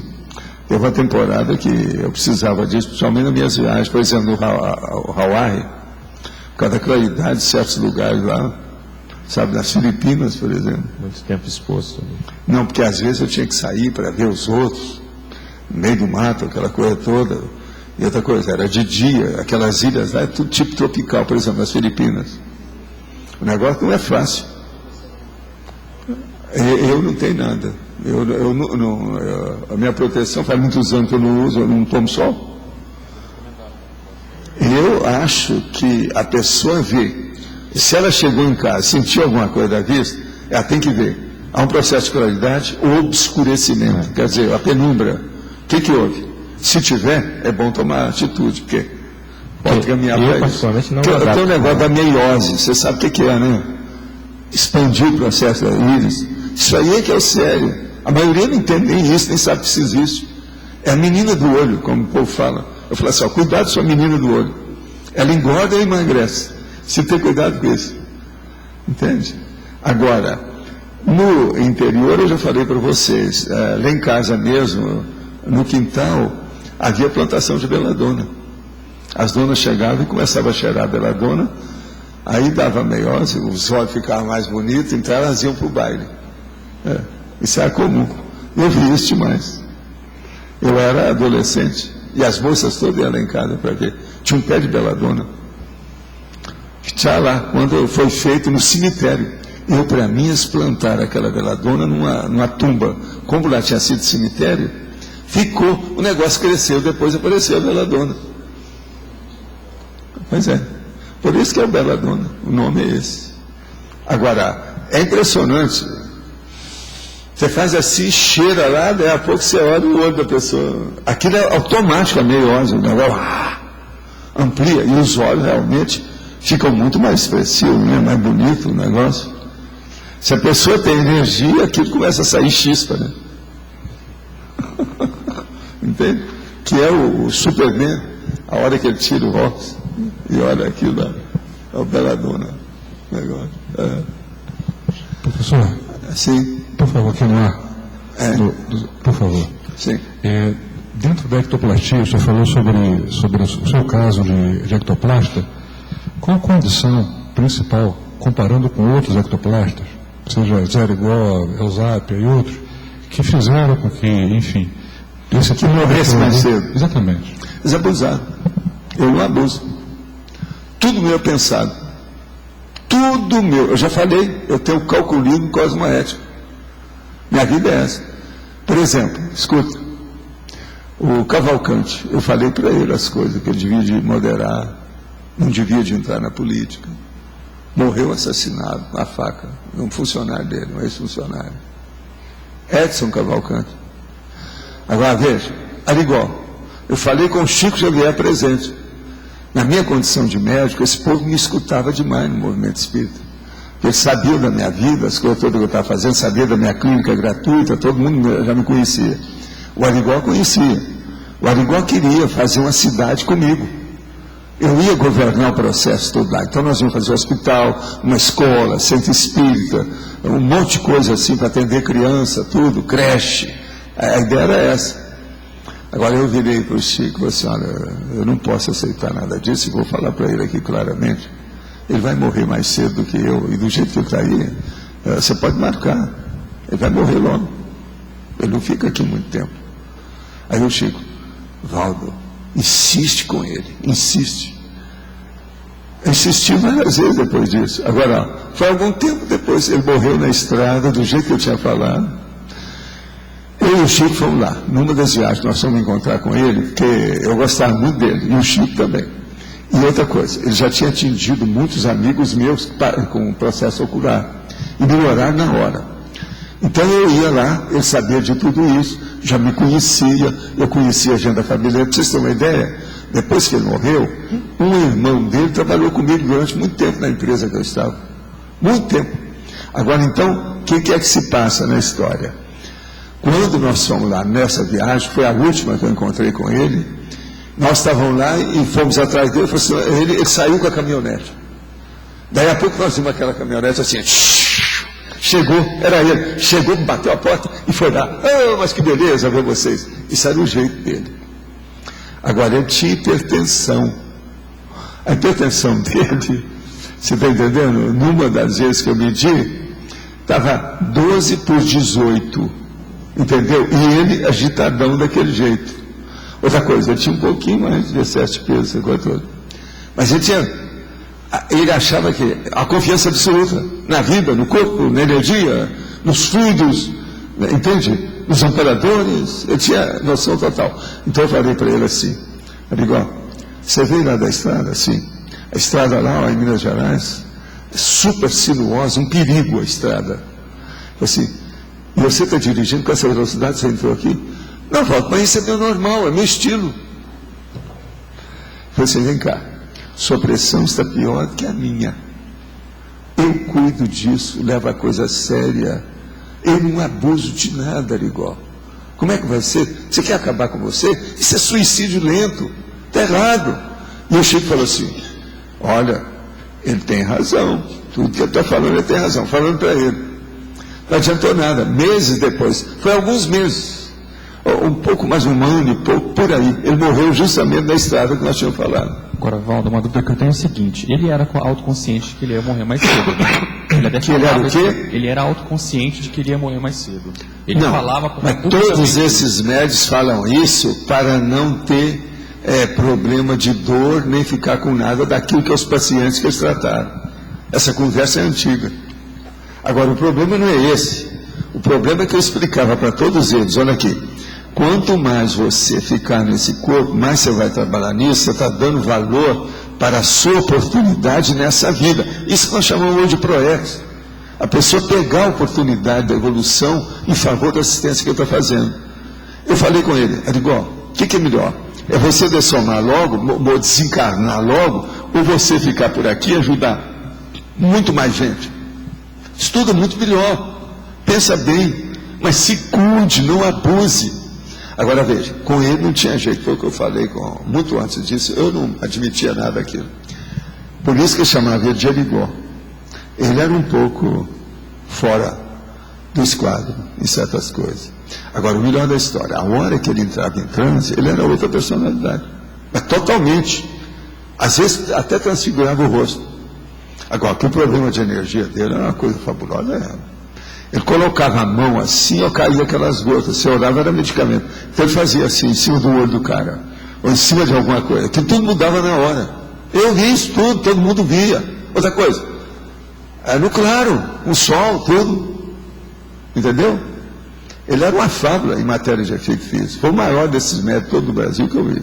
Eu estou falando isso daí porque a sensação que dá, estudando algumas personalidades, alguns, por exemplo, artistas ou médiums, é que parece que é bem visto a questão de morrer cedo. Sei, não, mas aquele que vai morrer cedo é igual o caso do Condorcet. Isso é outra coisa, que era aquele meu colega. Sim. Isso é outra coisa. Claro. Agora, esses aí não. Veja, isso não é lógico. Se uma pessoa vê, ela está toda entrosada, está fazendo assistência, ela vai morrer mais cedo? Outra coisa, a tendência da assistência é melhorar a qualificação. Da TACOM, a pessoa vai passar para TARES. Isso tudo eu falava. Não adiantou nada. Agora, veja, ele era excessivo nas coisas. O Arigó recebia a receita e dava uma verdadeira subscrição de antibiótico cavalar. Se um cavalo fosse tomar, era menos do que aquilo. Ele dá para a pessoa que está na cama, ela levantava. Ninguém sabe por que aquele excesso de antibiótico melhorava a pessoa e levantava. Nunca foi explicado nada disso. Tinha medicamento, um monte dele. Outra coisa, o Arigó entendia alguma coisa de medicamento, que eu trabalhava no IAPTEC, uma opção de coisa disso, os troços, você está entendendo? Ele sabia alguma coisa de farmácia.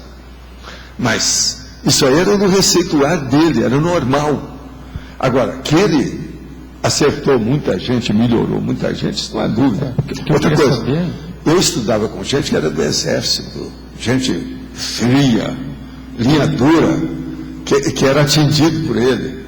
Eu mandei vários lá, pedi para o Arigó para atender esse povo. O cara chegava, vinha lá em 15 minutos, o Arigó dava um jeito com um canivete no olho dele. O cara chegava, Arvaldo, o negócio é mais sério que você falou. Virava um cachorrinho. Primeiro era um bulldog, depois virou um gatinho. Primeiro ele urrava, igual um leão, depois chegava e miava, igual gato. Filhote. Cara do Exército, que eu conheci, gente braba. Agora, o cara está lá. O que eu, às vezes, escolhia mais para pedir lá para Arigó atender, era pitirise. Daqueles que começavam já a entrar para tapar o olho, entende? E outra coisa, que estava na iminência, tinha que fazer. Todos os oftalmologistas, inclusive do Exército, já tinha falado para o cara fazer, porque senão daí a pouco eu não podia nem pegar um fusível, eu não ia enxergar nada. Agora, chegava lá, ele pegava um canivete velho, uma faca, passava lá, jogavam as coisas, fazia assim, e colocava um troço no olho do cara e mandava de volta. Eu vi vários desses. Em vez do cara ir para casa, ele ia lá voltar para falar comigo. Às vezes estava em Pedro Leopoldo, que não é longe, lá de Matozinho, sabe do lugar. Então a gente via aquele negócio todo. Eu queria entender, eu vi um monte de casos desses. Dessas personalidades que são levianas com relação à dessoma, qual é o traço que pega aí? É vaidade? O que é exatamente que... A maioria é imaturidade. É o processo da inexperiência. É uma pessoa que não estudou nada. Escuta, eu tinha uma pessoa da família que entendia bem, né? Que era alemã, com as coisas todas. E essa nossa turma desse lado da família fazia assistência para tudo quanto era médio. Do jeito que eu sempre procurei também fazer, o Benito Carelli fazia, nós todos tínhamos um monte desse. Então, essa pessoa, uma das coisas que eu queria saber, e foi que eu perguntei desde o início, já tinha atendido um monte de médium, e tinha aquilo, ajudava a vida desses médios, encaminhava a pessoa, às vezes arranjava até emprego para esse povo. Agora, então, começou a aparecer, então, o Dr. Fritz, tudo quanto era lado. O Arigó morreu. Essa pessoa já tinha feito o exame, já tinha conversado com o Dr. Fritz várias vezes, inclusive em alemão, através do Arigó, que não sabia nada de alemão. Agora, veja, depois apareceu aquele monte de médium que apareceu com o Dr. Fritz. Essa pessoa jamais conseguiu encontrar o Dr. Fritz, que comunicava através do Arigó. Agora, eu vi o negócio antes do Arigó morrer e falei tudo para a pessoa para fazer a pesquisa, caladinho. Você sabe quem é que eu estou falando? É a pessoa de inteira confiança nossa. Agora eu falei assim, não, médio igual aquele eu nunca vi. Agora, a gente atendeu um monte, só de São Paulo tinha uns 5 que eram atendidos, maioria homem, tá entendendo? Tudo de efeito físico, essas coisas todas. Agora, todos os Dr. Fritz que apareceram, que ela pesquisou, não tinha nenhum que era o Dr. Fritz. Agora, quando ela foi ver, desde a primeira vez, foi falar com o Dr. Fritz, ele começou a falar com ela em alemão, só os dois. E ele, o Arigó mexendo lá nos negócios, e ele falando com ela. Sabe o que é? Um canivete e tudo na mão. Uma loucura os fatos do Arigó. Agora, isso tudo é sensacionalismo. Quando tem esse processo de sensacionalismo, já não é bom. O ideal é ficar mais, sabe, low profile, um pouco por baixo, não está aparecendo tanto. Isso é ideal, sempre é melhor para a pessoa de vídeos de efeito físico.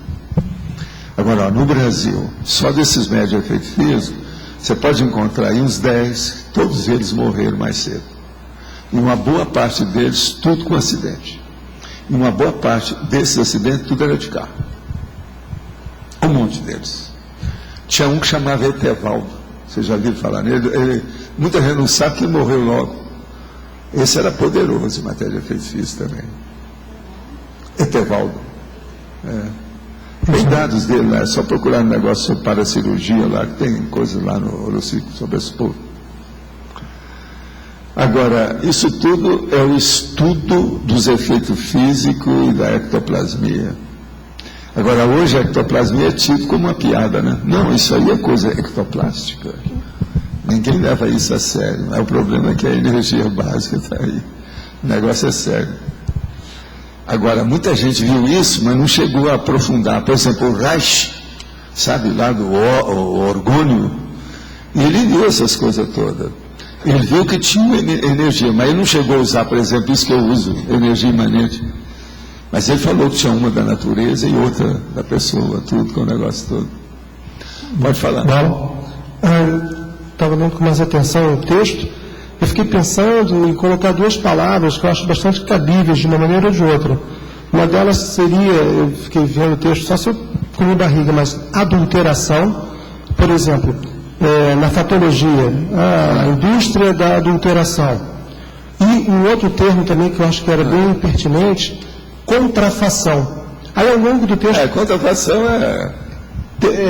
aí, por exemplo... Gosta tudo isso. Mas, Rosa, você, como a deusa Minerva, vê o que quer que você precise. A indústria da adulteração... Tem lógica, tudo isso. A contrafação e esses processos todos que nós estamos falando aqui, pirataria, tudo é isso, né? Isso, mas eu digo, o vocábulo não foi empregado em momento algum. Eu não sei se aí tem, porque tem um monte de artigo que tem contrafação. Eu procurei aqui, eu não achei. Mais um dado, sei lá, estrangeirismo... Não, isso sempre ajuda, tá certo. Estrangeirismologia, aí, às vezes é um latim meio capenga, mas vamos ver. O aurea mediocritas, ou mediocrite, e também, às vezes eu avanço a letra aí, mas ânimus ludibriandi. Tipo assim, né? Esse ânimus ludibriandi vale a pena. Agora o aureus, não tanto, porque esse aí... Mas o ânimus ludibriandi é muita outra coisa, muito mais adequada. É bem a impressão da pessoa. Aqui é fraco. E particularmente, quando o senhor coloca a questão do álcool, no outro termo, né? Eu fiquei pensando dessa coisa da adulteração, quando eles vendem gasolina, poderia ser um outro exemplo também, tem notícia no jornal disso, lá o senhor falou do álcool, mas quando vende a gasolina com um teor a mais, mas isso aí é a adulteração. Eu tenho outros, tem muita coisa sobre isso, eu já coloquei. Esse aqui tem 35 só, eu tenho coisa de 100, de 200, tem um monte de coisa que eu já coloquei. Eu tenho a inclinação, não ficou muito bom, né? Mas no número 3, na página 15, quando tem a indústria da corrupção, aí botou, atinge até a jurisprudência nos altos escalões. Eu fiquei brincando com a palavra, eu fiquei pensando assim, indústria da sentenciosidade. Já fala que a indústria, hoje tem outra indústria, né? A indústria dos atos, tem várias coisas disso. Eu queria brincar. Já tem uma que eles mesmos criaram, já está nos jornais, eu não quis colocar. Eu queria brincar com sentenciosidade, tipo assim, na verdade teria tendenciosidade da sentença exarada, assim como a sentenciosidade, a coisa tendenciosa. Isso, sentenciosidade. Não é dor. Mas é meu jeitão. Tudo é um processo de jogo de palavras. Professor, aqui na página 15, você podia explicar mais... Aqui no item 9, a respeito da indústria da falsificação indústria da falsificação histórica, a ficção da história humana. Isso aí não precisa de falar muito, né? A história, por exemplo, olha os livros didáticos do Brasil, que já deu galho em cima disso. O que eles exaltam certas personalidades e esquecem outras. Aquilo que eles passam por cima, faz barriga de propósito. Isso tem muito aí. É tanto que eu não escrevi muito de propósito, porque não é fácil isso não. Entende? Agora, a ficção da história humana, tem muito disso. Ficção. A história, por isso que eu falo, a história é preciso estudar muito. O que interessa mesmo é a historiografia, de alto nível, séria, baseada nos fatos, com ponderação, né? Isso aí é mais difícil. Professor, aqui sim. Quanto a Hitler, você tem alguma informação se ele foi transmigrado para outro planeta? Como é que é? Hitler foi transmigrado? Olha, não me informaram. Não, eu não sei nada. Como é que eu falo? Explica aí para mim. Sinto-me... Estou extremamente desautorizado a me pronunciar sobre esse assunto por uma incompetência absoluta. Tá certo? Se eu souber, eu volto a palavra. Aproveitando aí a pergunta dele, eu fiquei pensando assim, quando a gente melhora o nosso nível evolutivo, a gente favorece o aparecimento dos evoluciólogos, por um lado. Sim. Por outro lado, a gente libera os mega-sediadores para serem transmigrados. Como é que é? Espera aí que eu estou vendo aqui que aconteceu um negócio. Eu só queria saber. Isso nunca aconteceu. A numeração está errada aqui. Houve alguma coisa? Pularam alguma coisa aí? Falta o 10. Eu estou só lembrando que eu não sei o que é que vocês viram. De 9 passou para 11, eu achei esquisito. O que é? Mas tem algum motivo, né? Passou para 11. Não, eu olho tudo, né? Eu estou de olho em tudo, né? Eu tenho 2 olhos, por incrível que pareça. É assim, ó, a gente melhora evolutivamente para facilitar, para propiciar a vinda dos evoluciólogos, por um lado. Por outro lado, a gente libera também os mega-sediadores para poderem serem transmigrados. A gente não libera. Presta atenção. Ele está devendo para você. Então, mas você não vai cobrar isso mais há muito tempo. Você não está querendo nem chegar perto mais. Você deixa. Você abençoa ele. Que aconteça o melhor para ele. Sim, mas isso quando a gente melhora. É isso que é a minha pergunta. Porque, assim, não, é sempre o que melhora. Aquele que não melhora vai junto. Você esqueceu desse pequeno complemento trágico.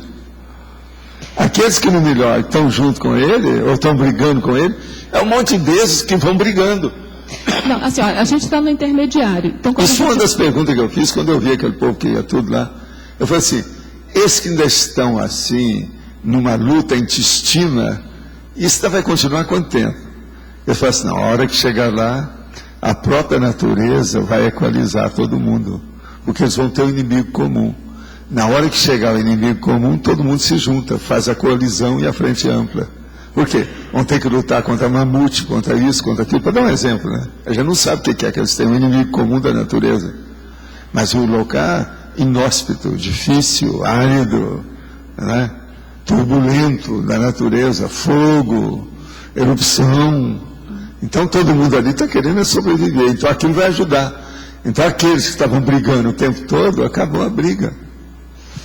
Tem muita gente que brigava o tempo todo. Foi para a guerra, só sobraram de ouro. Os companheiros todos morreram. Eles se tornam maiores amigos da paróquia. Tem filme até que já mostraram isso. Então lá vai acontecer um monte de coisa nesse sentido.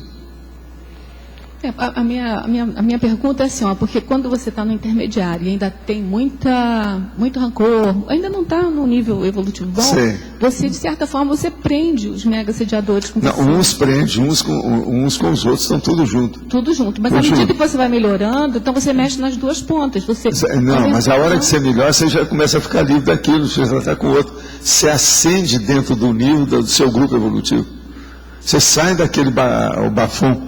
Você sai da sarjeta, do abismo, sabe? Então, por isso que eu estou falando que eu libero o mega-sediador que não quer melhorar para ele ser transformado. Pois é, mas esse que não quer, porque já está envolvido com um monte de coisa.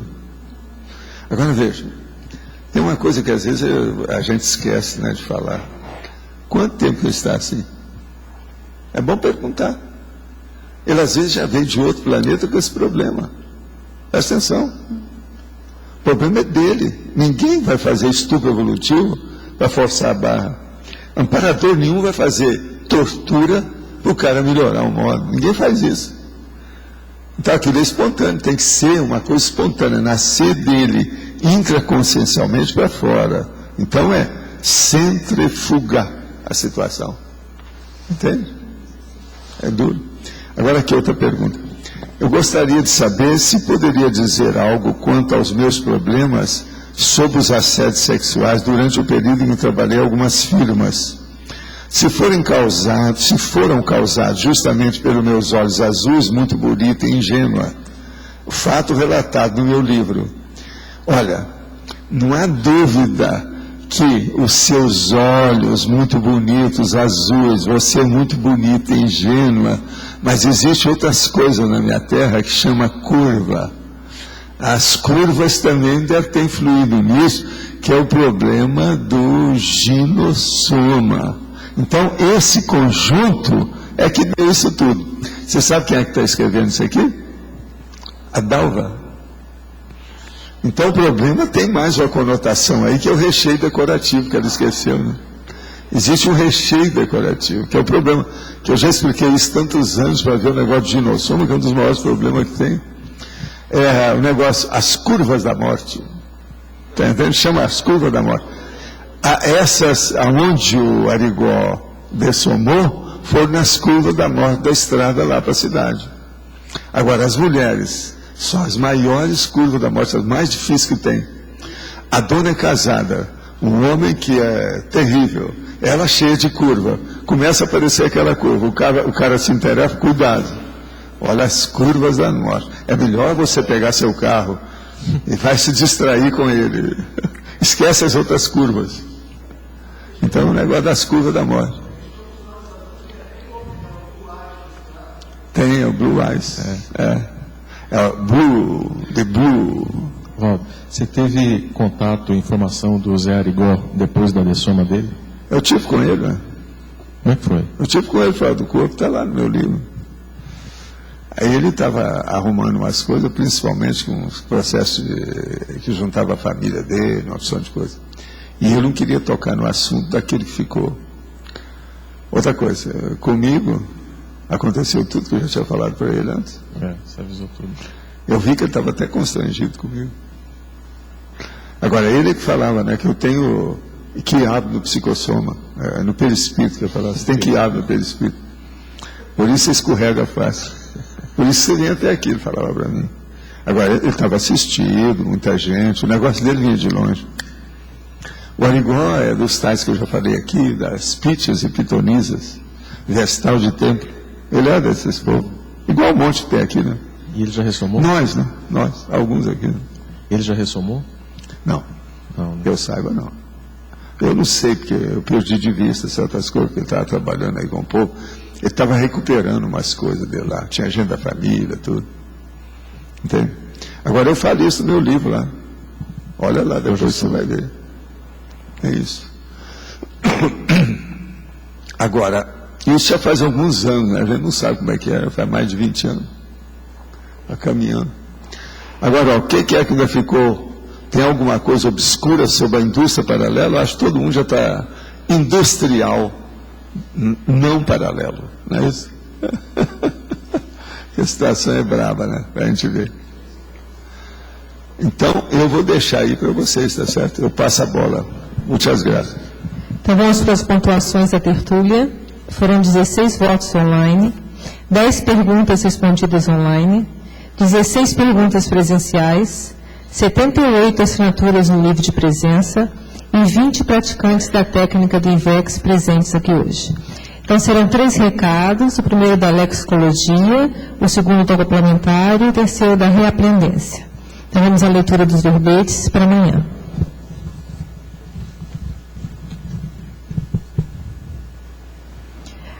Adaptaciofilia, animador consciencial, autorreflexão de 5 horas, autorrevezamento multiexistencial, balanço mental somático, banho energético, conscienciologia profunda, correção de rota, desbarbarização da humanidade, extensão consciencial, função amparadora, impaciência disfuncional, justificativa lógica, lixo mnemônico, pré-perdão assistencial, raciocínio falho, recim glupal, subsunção proexológica, telepatia permanente, tipo humano. Boa tarde a todos. O convite é para o curso Lexicologia, que vai ocorrer no dia 31 de janeiro e 1º de fevereiro, O objetivo maior do curso é a gente estar estudando os dicionários do Holociclo e criando maior afinidade com o trabalho da lexicografia, da lexicologia. Essa turma que nós vamos ter agora, final de janeiro, é a segunda turma do curso Lexicologia, e nós tivemos uma primeira turma que ocorreu em dezembro de 2007, isso. Eu convidei a professora Cristina, que participou da primeira turma do Lexicologia, para comentar um pouco os benefícios, o que ela achou da primeira turma do Lexicologia. Bom, para mim o curso foi extremamente proveitoso e gerou, assim, duas consequências mais imediatas. A primeira foi um aprofundamento dentro do holopensene lexicográfico, então você fazer uma expansão cognitiva mesmo a respeito do universo da lexicografia, da lexicologia. Isso dá mais vontade de você consultar dicionários, você entende a importância da consulta periódica e constante de dicionários temáticos. E o segundo efeito foi justamente a vontade de escrever um dicionário. Então você sai de lá assim com muita motivação para ter como um projeto, né, futuro, seja a curto, médio, até longo prazo, a autoria de um dicionário específico. Vale muito a pena fazer o curso, eu recomendo. Obrigada. Obrigada a todos. Com maiores informações da recepção do CEEC.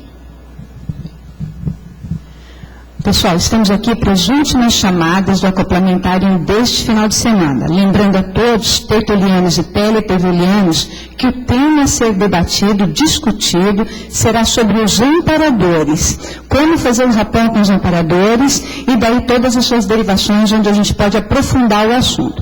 Quem tiver interesse, procura a recepção do CEEC. O curso tem início nessa sexta-feira, agora desta semana, 9, 10 e 11 de janeiro. Então, os EPICOM serão o professor Mário Oliveira e o professor Pedro Fernandes. Quem se interessar, procura a recepção do CEEC. Muito obrigada.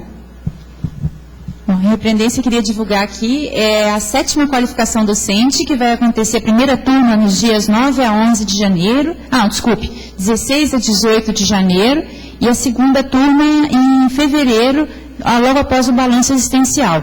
Hoje é o último dia com um preço promocional. Então, para quem fizer inscrição hoje é R$ 350, esse valor pode ser parcelado. As inscrições são realizadas na recepção do CEEC também. Qualquer informação a gente está disponível após a tertúlia ou através do site da Reaprendência, que é www.reaprendência.org.